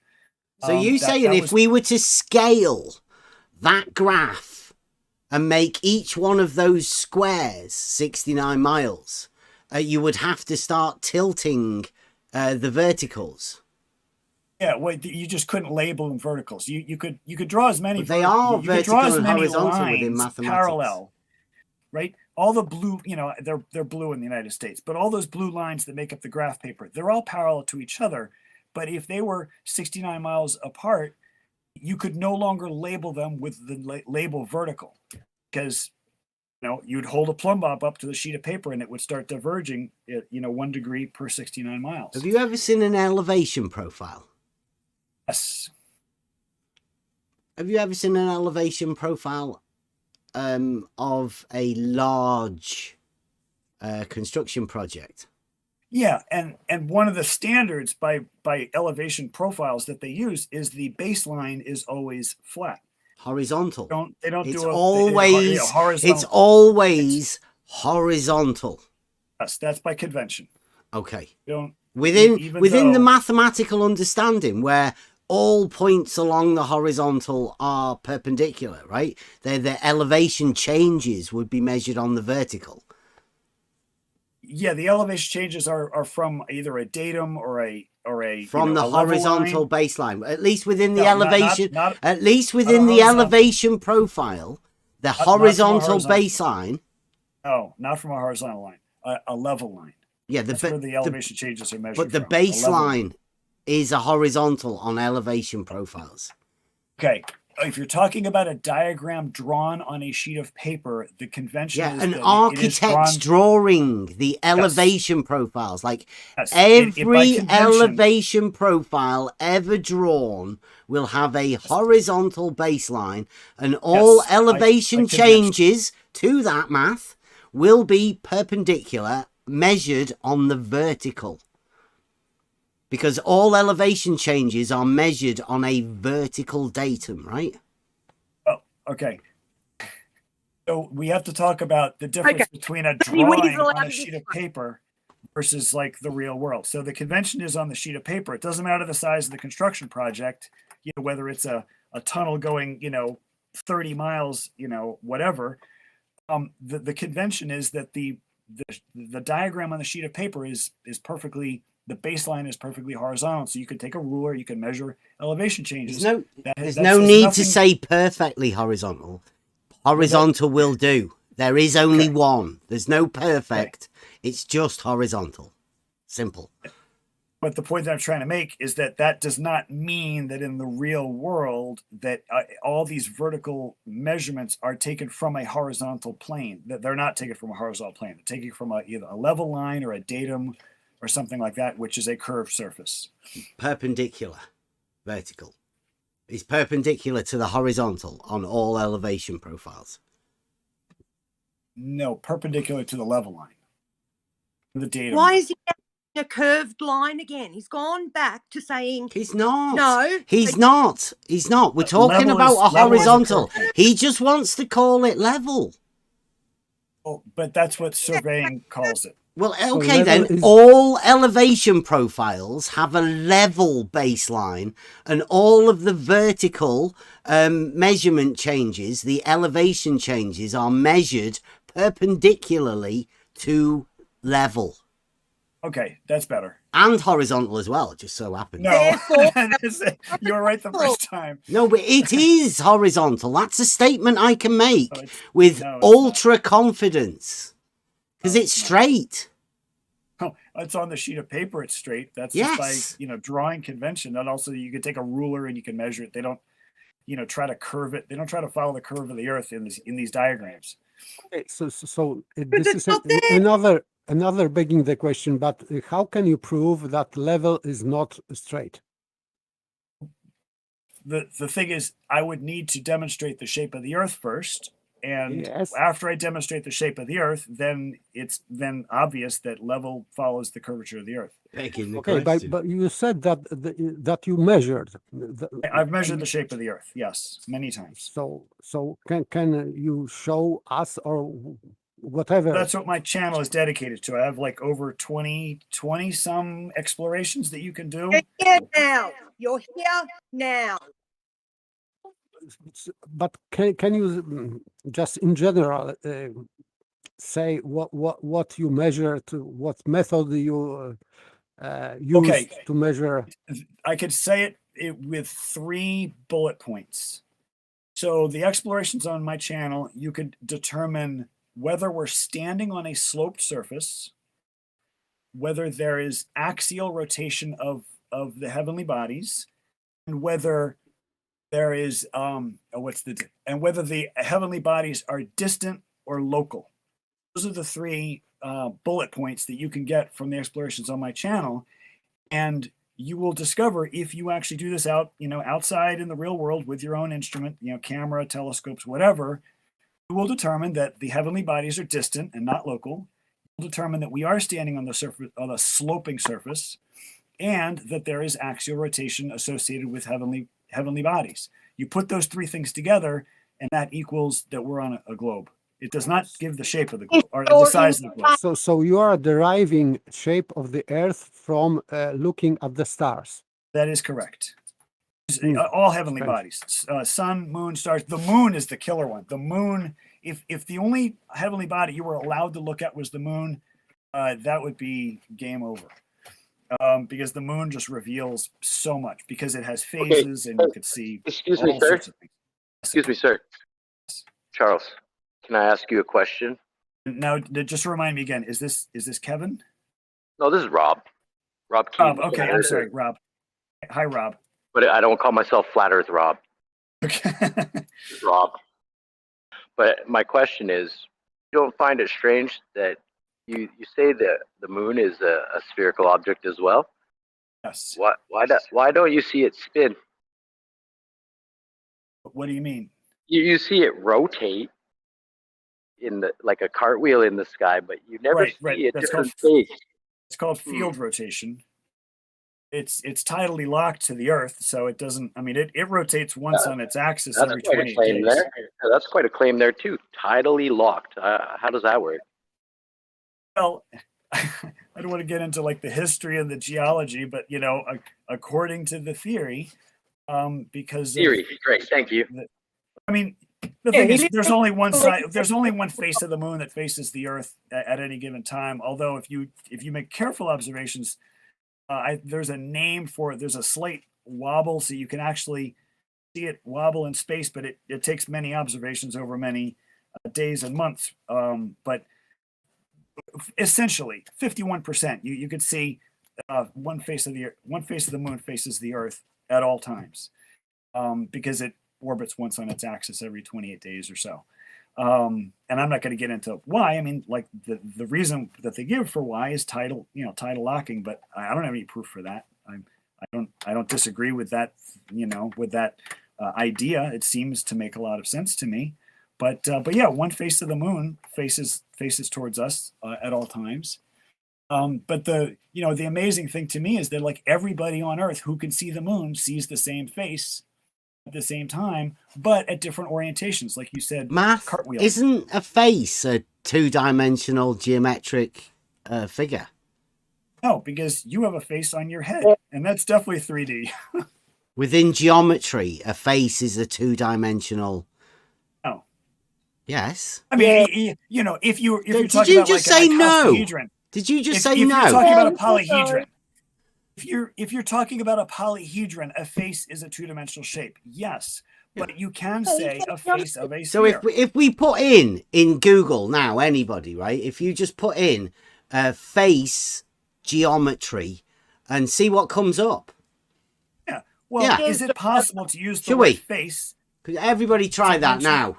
Come on, everybody, have a go at that. Just all right. Google So we could, face geometry. The thing is, I was not speaking or face mathematics. I'll tell you what, I'll put face mathematics. Seeing as it's you. Yeah, I want to thank Charles. This has been one of the greatest shows in a while. Thank you, Charles. Oh, you're quite welcome. I expect royalties from tonight's show, so I'll give you my billing address, and I don't think we make any money over here. I'm making I got a coolant flush, a brake fluid flush, and checking this car over. That's how I get paid. I'm not quite sure if it was Kevin who had requested that I push the share button in YouTube.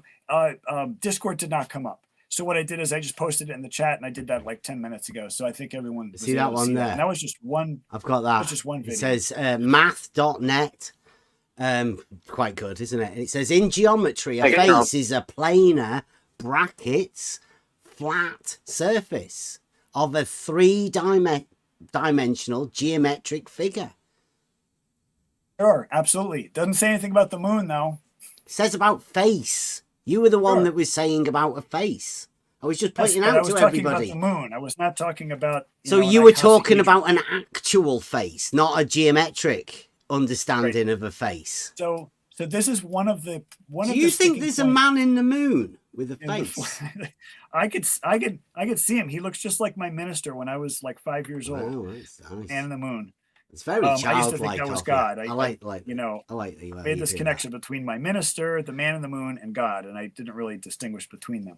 But one of the problems in the debate, I was almost about to say the F word, is taking one word and then sort of pedantically saying, oh, well, here's the definition that you meant when you said the word. No, when I said the word face of the moon, I just simply meant take the surface of the moon. I was just checking because we went over straight, faces Earth. Perpendicular angle. The man in the moon faces Earth. Geometric terms. We're literally talking about geometry. There's a reason why the words are specific, and there's a reason why we're being pedantic about it. Because otherwise, guys like you get told these stories and think that, oh yeah, I can accept that. Even though it sounds fucking insane. Oh yeah, I'll accept that, because you so desperately want it to be a globe. I don't desperately want anything. Because it's a globe. I don't desperately want anything. I enjoy reality, enjoy the truth, and also I enjoy getting outside and making measurements. Like one of the reasons, Paige, that Well, I why really don't you learn to do it properly? I'm sorry, say it again. If you love it so much, why don't you learn to do it properly? Do what properly? What do you think I'm doing improperly? All your measurements, the way you're talking about geometry. You're literally wrong on just about every single thing you say. But you still keep talking as if you are you're correct and everyone should just understand that these crazy contradictory things you're saying are perfectly okay because it's a globe. So, Paige, no, I'm sorry. No. Paige, you're not going to do this. You're not going to tear apart thousands of years old geometry just because some guys in the recent past decided we live on a spinning ball. Okay, so no one's tearing apart geometry. So I are. agree with He's 100% not. He's not, Paige. He's not. 100% of Euclid. I agree with. There isn't a single word in Euclid or a geometry textbook that I disagree Why with. aren't you applying it as that to reality? Well, because that's where it came from. Okay, you can apply them to reality, but you have to be careful with the language you use. Charles, geometry, where do you think we got all these concepts from? Well, I mean, the origin of geometry was to measure the land in Egypt after the floods. The Nile would flood and they'd lose all the markers on the field. So they had to invent. Saying we can't take the paper geometry into, you're now agreeing is where it came from. Do you see my problem? No, the thing is, you can carry it into the real world. It's just you have to be careful.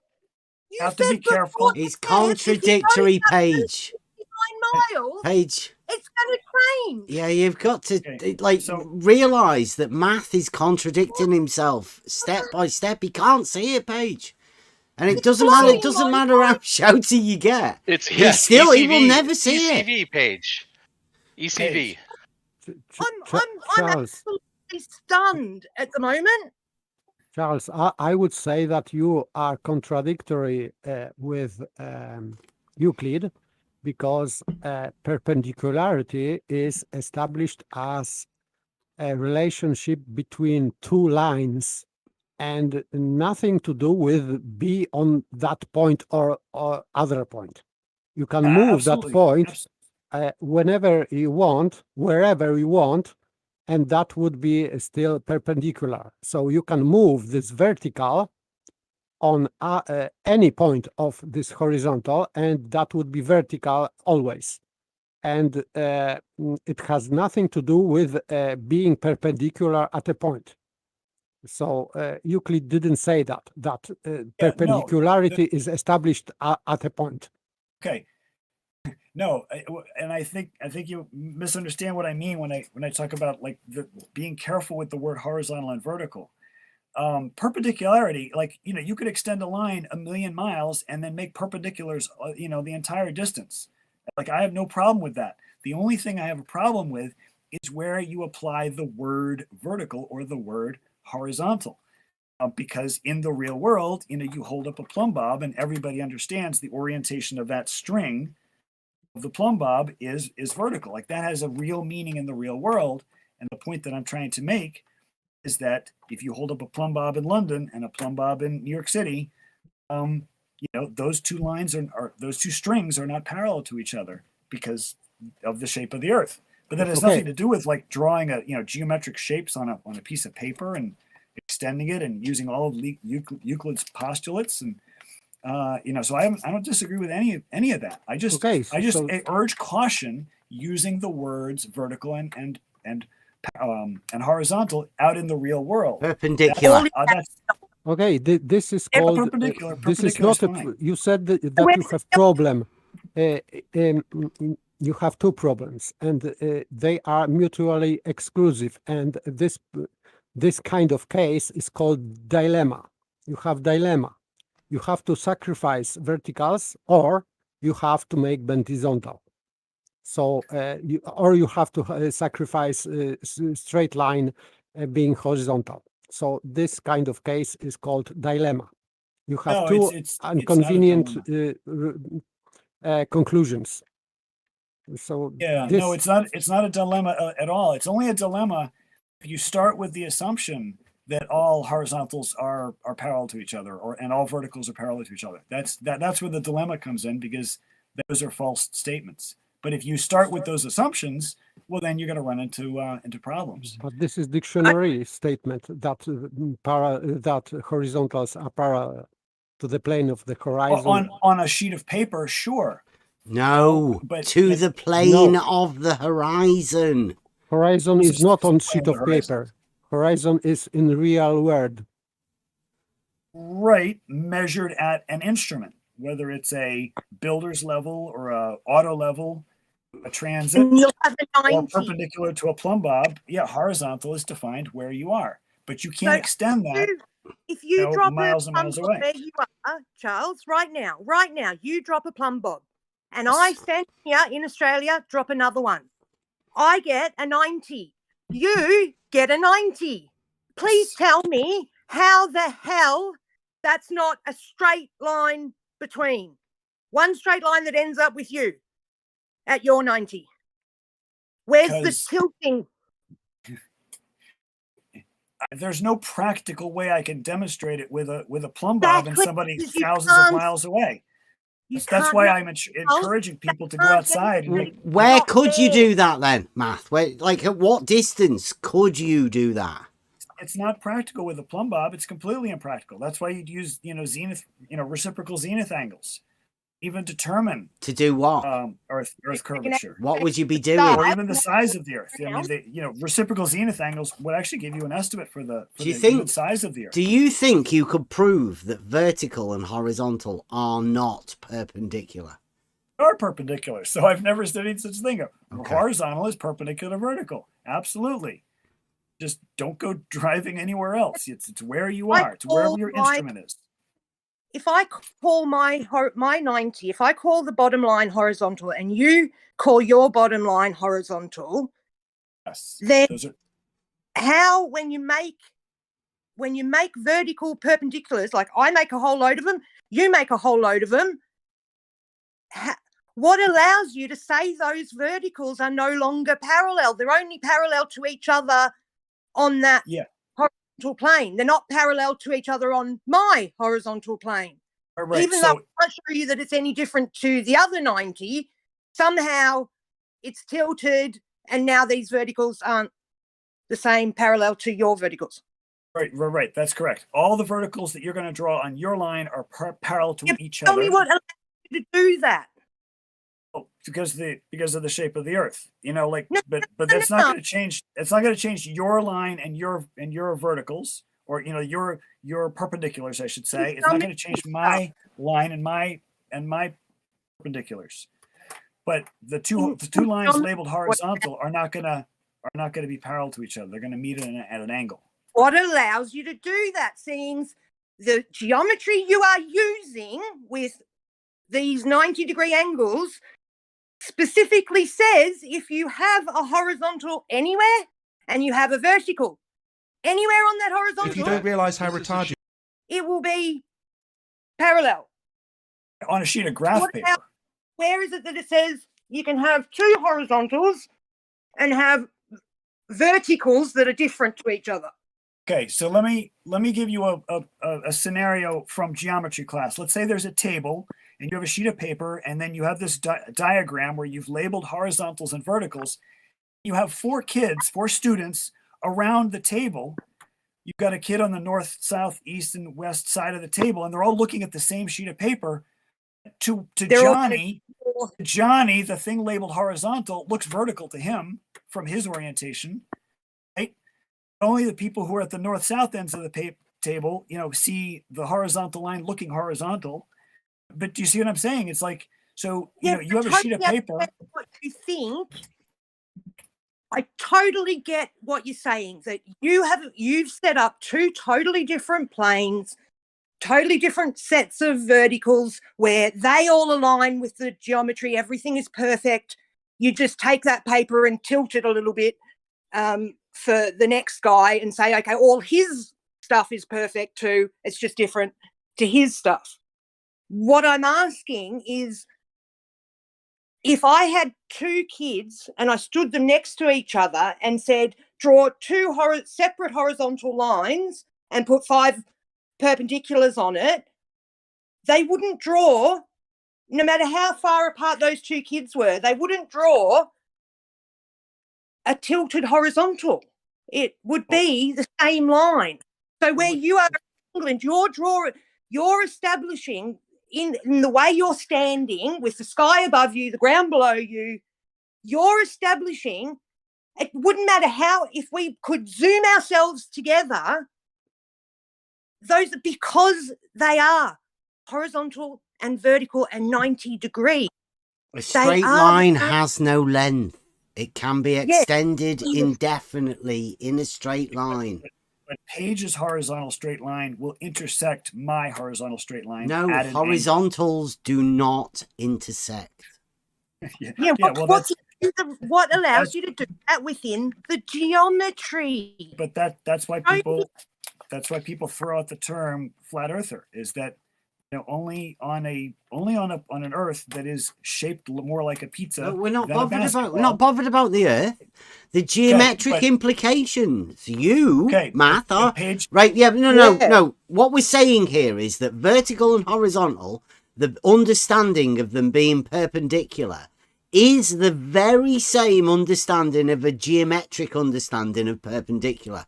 Now, two straight lines can have a relationship of perpendicular. You can call one of those lines vertical and the other one horizontal. Yes. Okay, now either of those lines, if they are terminated, can be extended in a straight line indefinitely, geometrically. Right. Proposition number 3. Yeah, a line never ends. Okay. Segment has endpoints. A line, has infinite length. And absolutely. A horizontal has also. Right, but where we run into trouble. We don't run into trouble. We just talk geometrically, the understanding of the straight lines. I mean, like if we're just talking about a sheet of paper. Sure. No, we're talking about straight lines, not a sheet of paper. 2 straight lines and the relationship of perpendicular.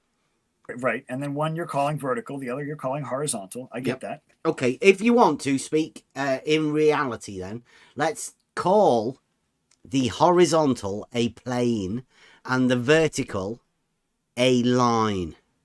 Let's call horizontal 2 dimensions, length and breadth. Sure. And let's call the vertical just 1 dimension. Height. Or I would say orientation, because vertical is more of an orientation, but you can extend a vertical. But it's also the vertical datum that all elevations are measured to, the vertical. Yeah, so that would be the equivalent of a level line. I guess they call it the vertical. No, the vertical is the measured height of the elevations, right? Like from a datum or from a level line. Right? Just a vertical height. The elevation is just a vertical height, right? Right, but where are you measuring it from? That's the question. So it's either from a datum, from the land, mean sea level. Well, usually, I don't know whether you've done surveying or not. Like, say you've set up an auto level, you measure the distance from the horizontal plane that is established by the auto level to the ground. Okay. Right. So the vertical is and has to be perpendicular at every point it's measured to the horizontal plane established by the level. Right. So practically speaking, on a building site, vertical and horizontal there's no problem. perpendicular. They're identical.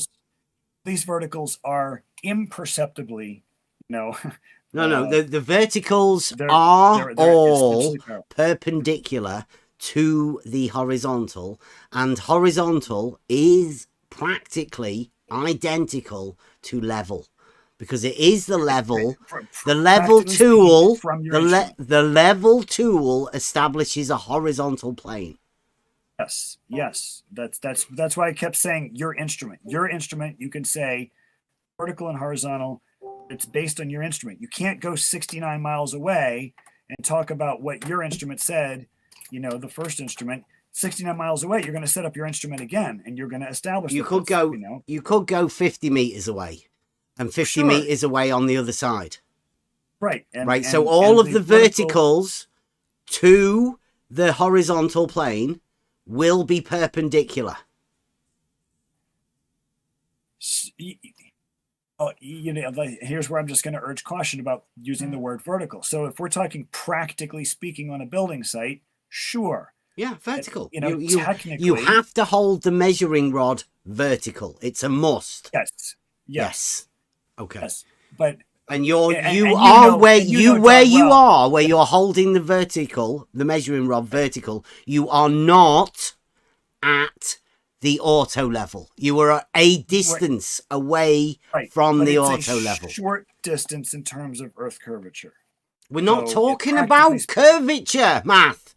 We're talking about vertical and horizontal. Yes. I agree with everything you're saying.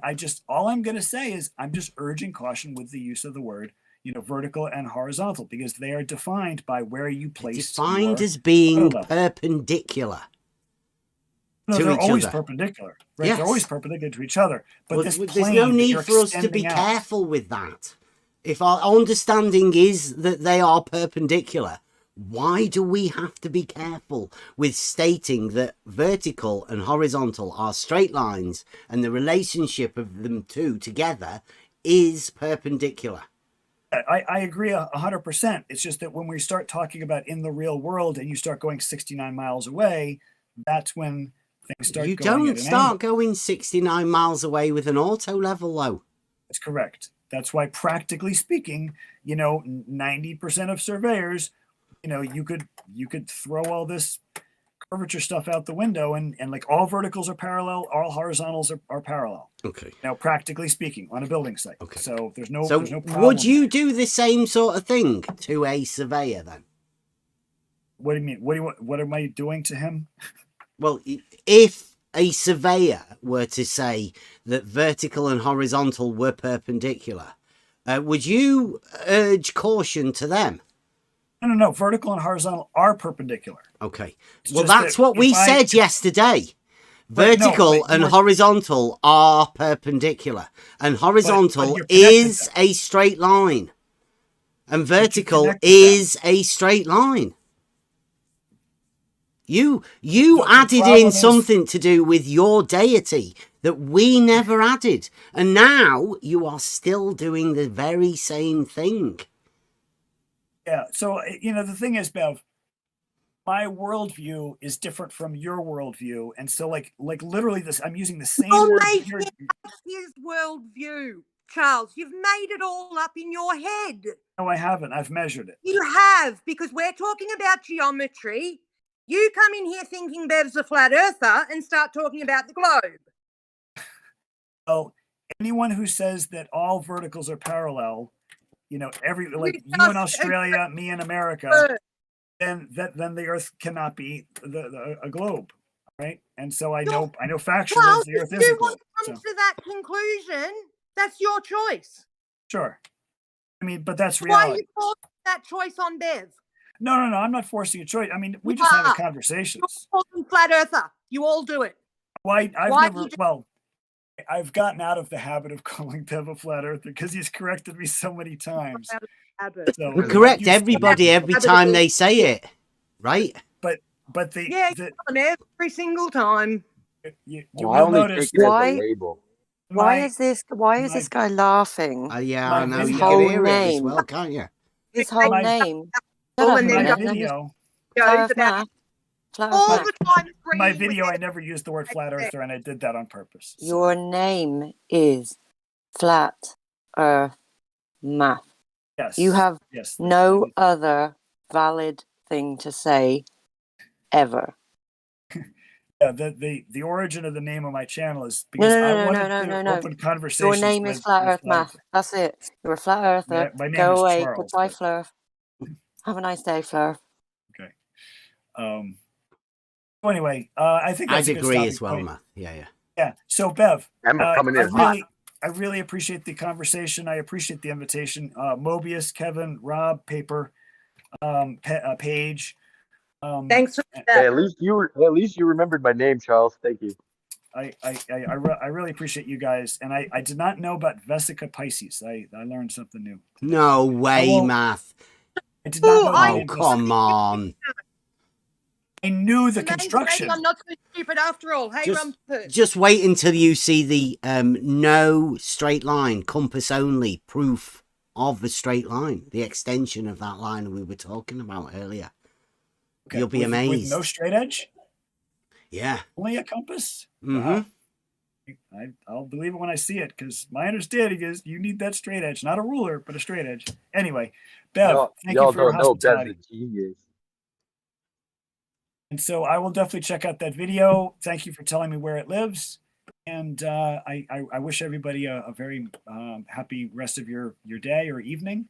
And Yeah, I'll have be a good signing new off. year. Thank you so very much, Bev. Appreciate it. Okay, bye-bye. All right, thank you. If you could do a correction to your rebuttal video, that would be good. This has been one of my favorite days in a while. Thanks, Bev. It's been a good start to the year, hasn't it? Thanks, Bev. That's wow. The thing you've got to remember, right? We've got here to this position because one, we're not flat earthers, but we understand the logical arguments that can be made, especially through mathematics. And these arguments that we do make, I mean, although yesterday in the vertical and horizontal being perpendicular is a mathematical statement with proofs, it's not really an argument, because there's no conclusions to be made. The conclusions are done through geometric means that you can prove all of that stuff to yourself. Everybody knows that about straight lines.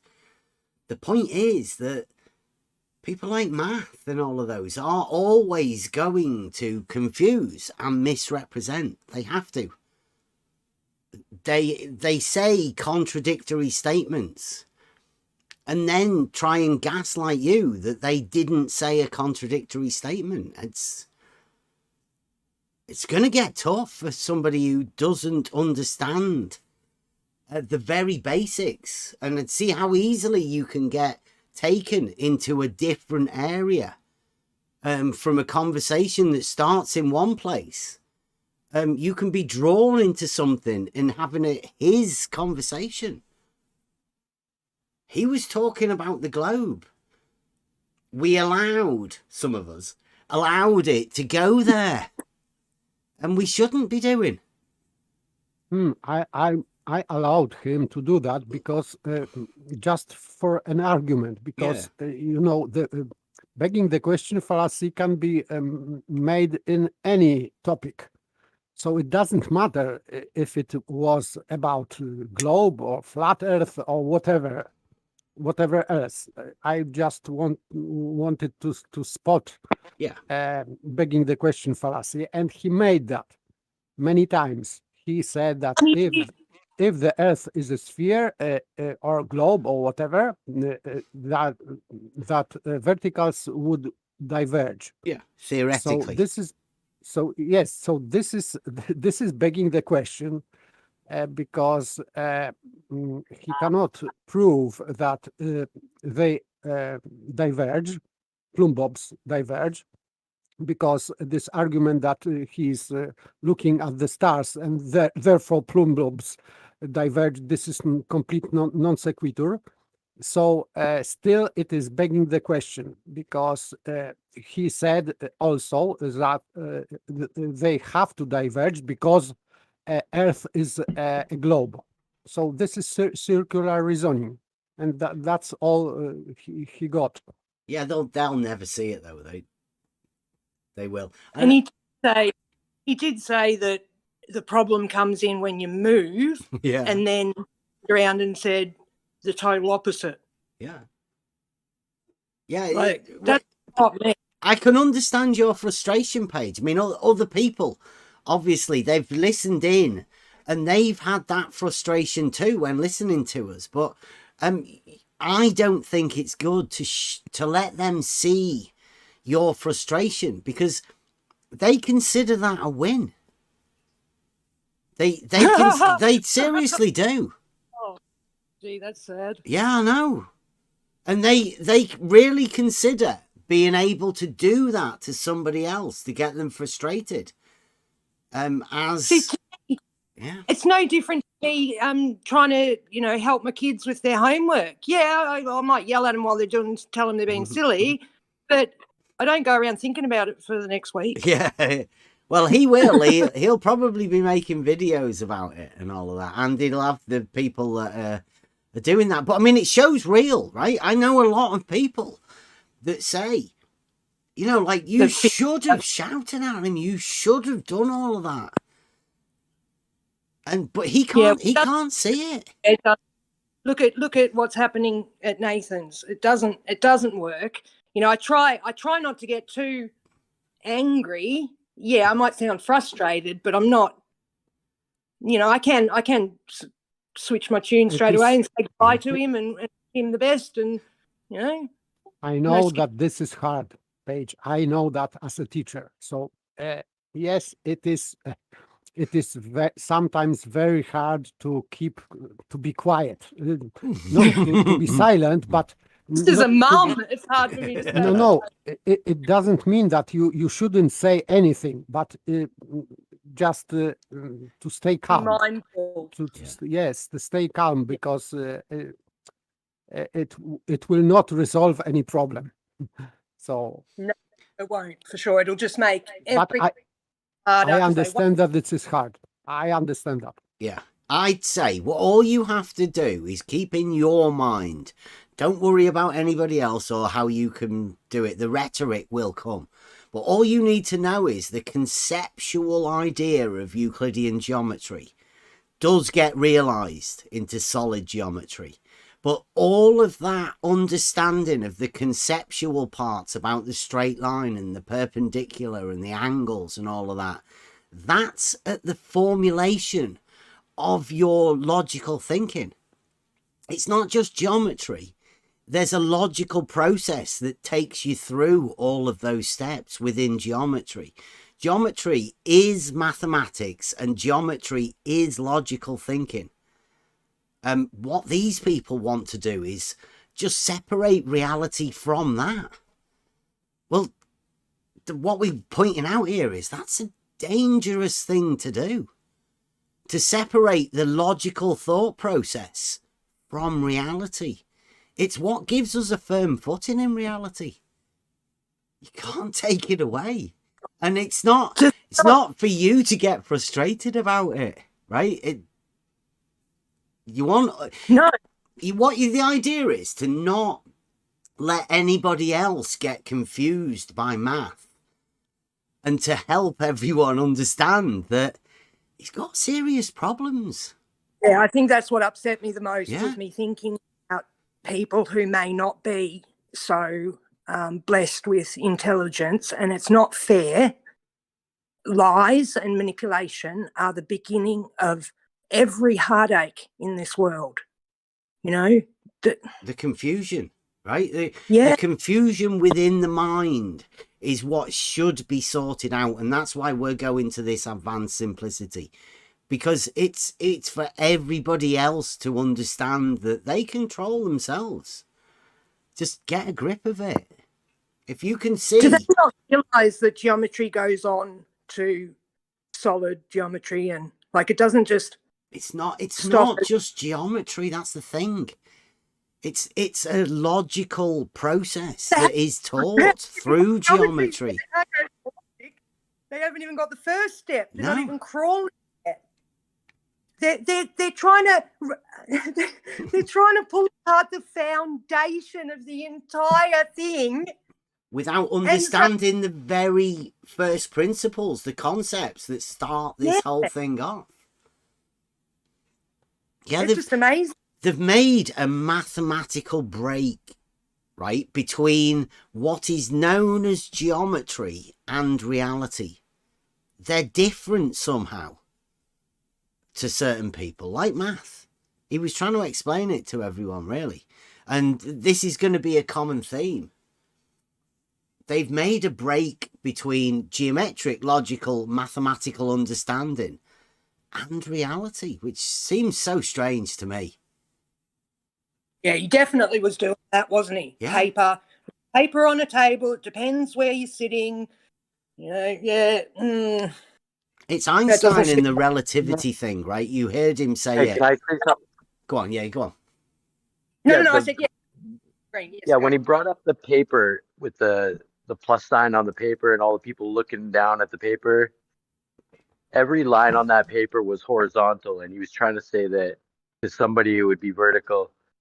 I started laughing. Yes, piece of paper is not reality. So our thinking is derived from reality. So first we learn reality without thinking, and then when we start to think, we are just comparing our thoughts with this reality. And if this comparison is in agreement, we can find truth. That's Aristotle's approach to thinking and finding truth. But there is, it has to be linked to reality. And his theory of learning things from reality is called abstraction. So you have to abstract from something, not from nowhere. You cannot abstract reality from your mind, because you are abstracting one thought from another thought only, which it cannot prove anything. In fact, That's the ironic. Yes, so abstraction from abstraction. So this is No, but doesn't listen, make any listen. sense. It's more than that. That's the ironic. I've been listening to this now for a while, right? This is the crazy part about it. He thinks that he has the reality. So this is what he thinks now. He agrees with all the geometrical certainties, right? Level, horizontal, perpendicular. He agrees with all that, right? Yep. But then he goes to his reality and he says, but on my reality, on my sphere, verticals are not parallel. Yeah. That's how they do it. It's as simple as Stefan that. Mudd's done it Paige, there. I'm telling you, that's it. That's it. What I It's just the said right Spanish there. Inquisition, right? They are literally the Spanish Inquisition. They're going to go round and find people that don't agree with what they say. Stefan Mudd put it in the chat a bit ago. What it boils down to is accepting verticals diverge or deny it. That's it. That's it, yeah, literally. Either you take on the geometric understanding of perpendicularity, or you go and join Globe Gang, Blue Marble Scientist. That was why I asked him why I put me standing up. You know, the sky above me, the ground underneath me.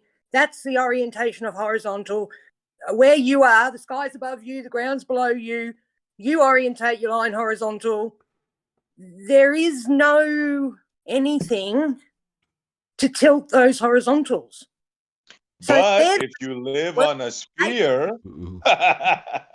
that's all you're going to get. You can say that till the cows come in. He's going to agree. And then he's going to say, but if you live on a sphere, yeah. That's it. But he calls Yes, us if. And this if makes it begging the question fallacy.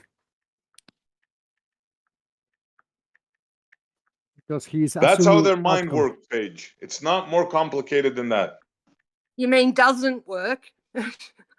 Yeah.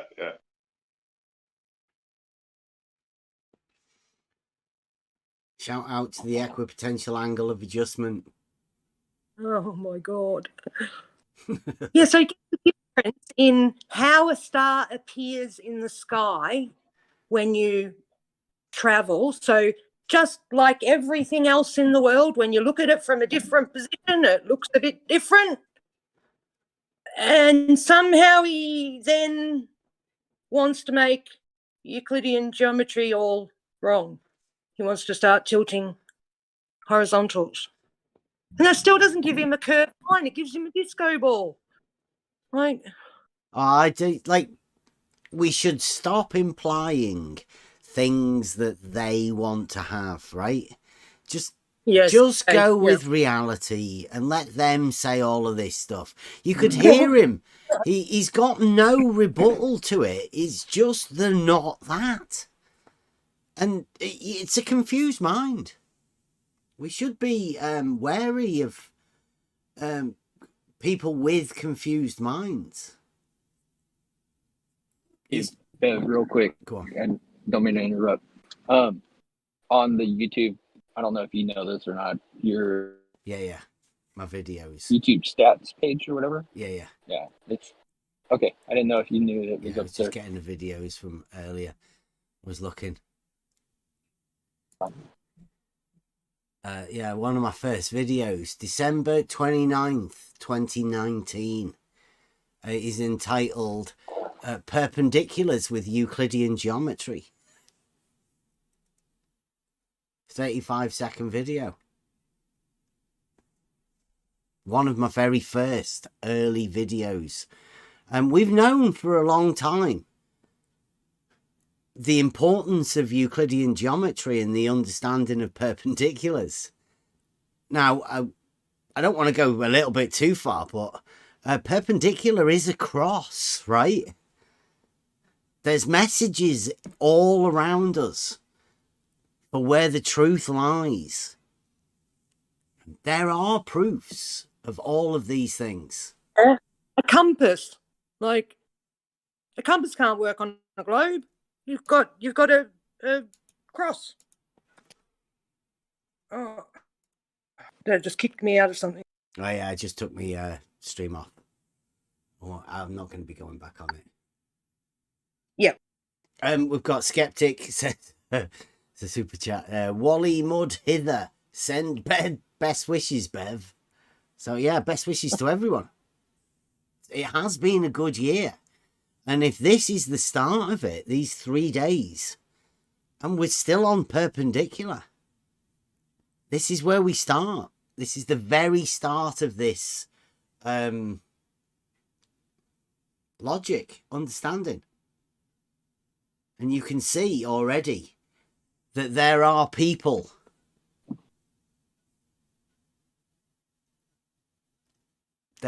here that are struggling, contradicting themselves openly, trying to confuse people. And I don't know whether he's confused himself or he was actually trying to confuse other people. Maybe a little of both. Yeah. Para sophistry, but he does believe what he says, it seems. That's the impression I got. That he truly believes what he's saying. But if he believes what he's saying, it means that he believes that his begging the question can convince him. That's strange for me. So he has convinced himself. That's for sure. Because he applies everything through the globe filter. So yes, but for him, still, it's simple. But still, it means that he is using begging the question for himself, to convince himself. So that's strange for me. What I loved was his ability to put the globe frame of mind on and take it off again. Like, he used to talk, oh yes, all verticals are parallel. Yes, I agree with all your geometry. Yeah, and then he'll put the globe filter on and go, oh, but when I look at it this way. Exactly, Paige. Now you got it. Exactly that. Yep. They can flip the switch. Bang. Two-faced, like. Like, oh And my to god. them, it's normal. To them, it's normal because that's what it is. You see, he said it many times. I know it's this. You heard him say it. They know it's that. But Yeah. So what? Oh no, I suppose they do think about what. Just talk about all other shit after that. See, that makes so many stories up to back up these weird ass changes they make to how we know reality is. It's easy Skeptic for sent them. in another one, so thanks, Mud. Your presence here is appreciated, obviously. Check this one out. Again, this is one of the ones that he's appreciative for. Check it out. It says, Stefan Mudd said, you don't live on a ball, but I do. There you go. Yeah. What did I just say? There it is. And that worked well, didn't it, Stefan? You like that? That is it in one sentence right there.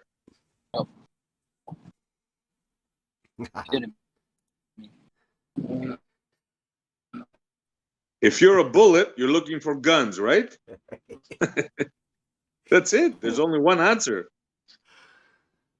And God says, Skeptic in this case does not speak for me. Well, I think he's Stefan's. He's always there in the chats. So, like, Flat Earth Math came around. Like we've had, what's he called? Cursed with a high IQ. That's some terrible curse that fella has. I think these people are coming out to defend Blue Marble Science. I think Blue Marble Science is unable to defend the argument that he's made, and these people are all coming out to help him. So thanks, Stefan. You can tell the team you're doing a semi-good job. I guess Blue's getting a day off. He has to have a little bit of time off. He's been working hard for the cause.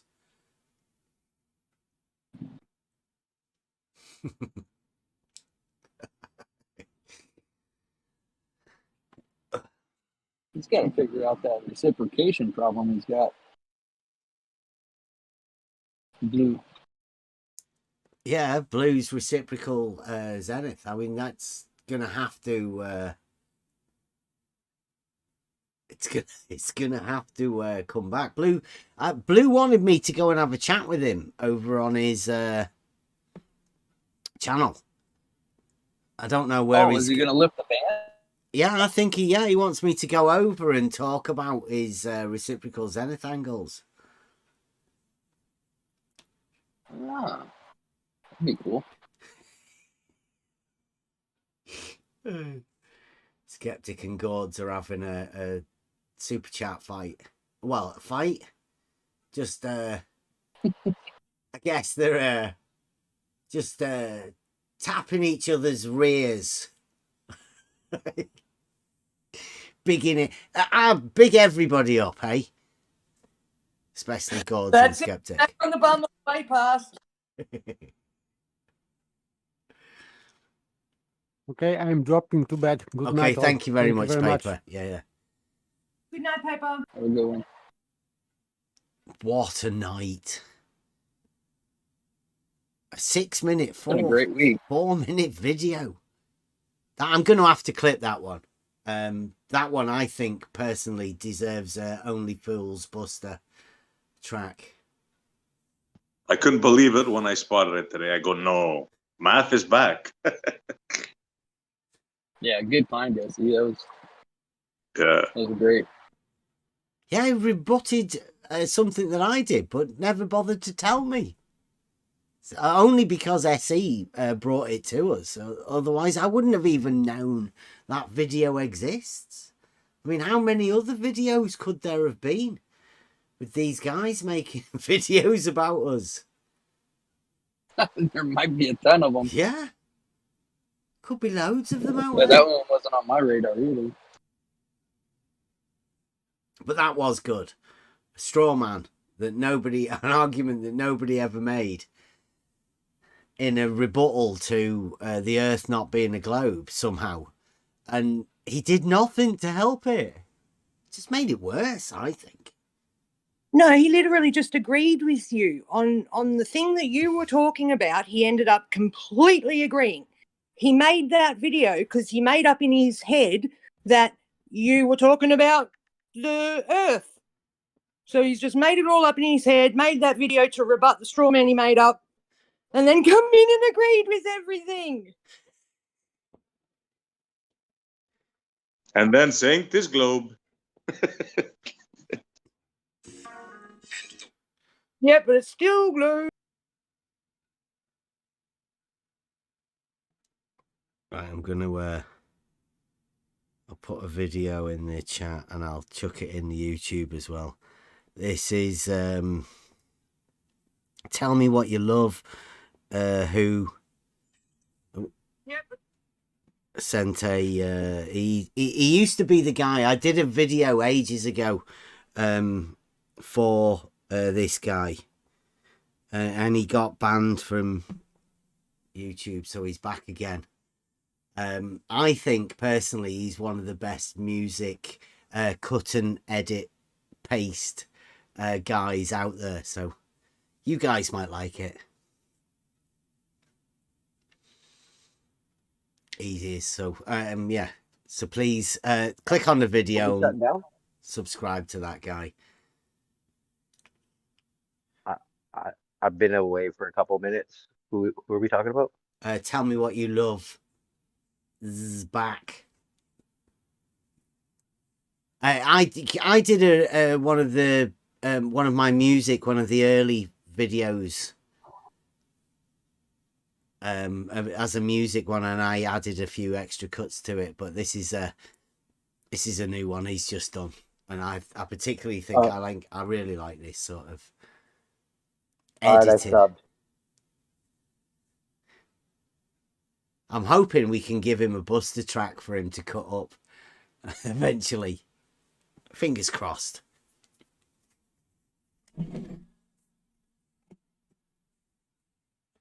Yeah, thank you, Skeptic. Thank you, Gourds. You're both as good as each other. Anyone else got any final words before we end this?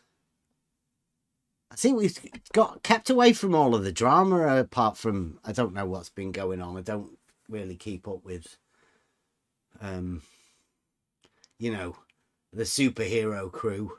We're not allowed in that sort of thing anymore. So I think we're doing all right. This start to the year in Logic has been absolutely amazing. I couldn't have hoped for much better. We do it all live, keeping it real. Anyone got any Buster? I'm gonna do it. We have got a new Buster track ready. Advanced Simplicity. It's coming. I'm just trying to find the time to cut the video. You know how it goes. I really do want to bring it out because it is one of the best I've heard so far. But that's Buster. That's a pretty cool track. That one you just recommended. Yeah, he's got his who. I'm gonna put Who Will. All right, I'm going to YouTube. Thanks a lot, everybody. Thank you for joining, everybody. Join us tomorrow. We're going to go over tomorrow a triangle problem that was revealed to us. Well, it's been known for quite a while, but the words were spoken over on Gem Pandas. So that's what we'll be doing tomorrow. Euclid night, geometry, the triangle. Thanks for joining. This is Buster and Shane. Oh. Let's give it a go.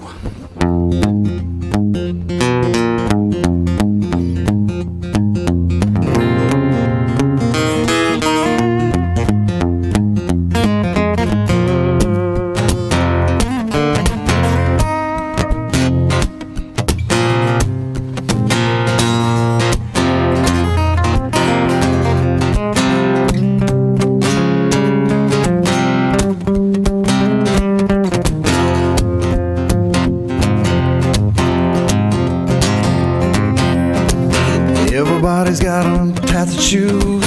You can critically think or give yourself to accepted information too. Well, you got it right.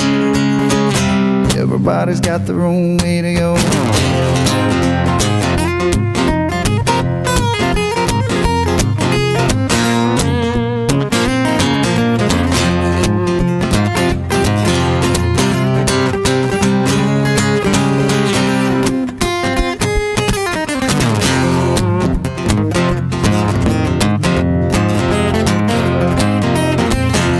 Fast to what you know. Don't let their opinions throw you off. You got to stay the course you're on. You got it right. Everybody's got their own way to go.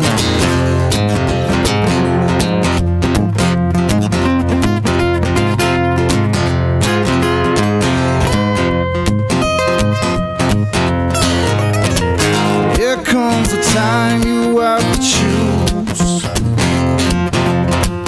You can't hold two conflicting truths. Eliminate the wrong path to take. You'll find the answers that you need.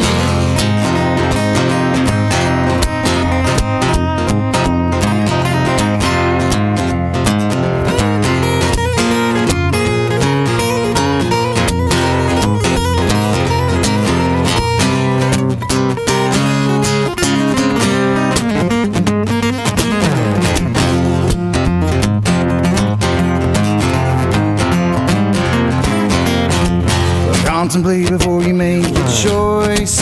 You got to let your voice be heard. You'll never see this place again. You got it right. Everybody's got their own way to go.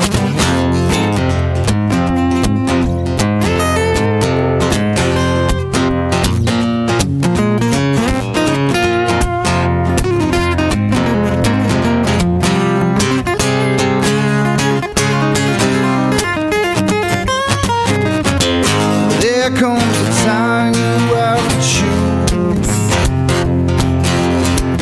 You can't hold two conflicting truths. Eliminate the wrong path to take. You'll find the answers that you need.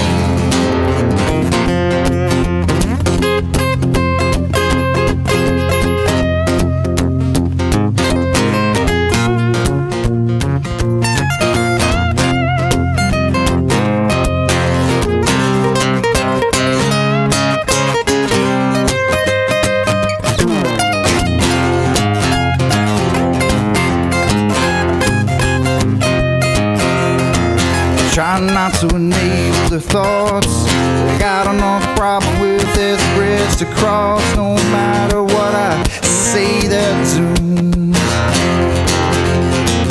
You got it right. Everybody's got their own way to go.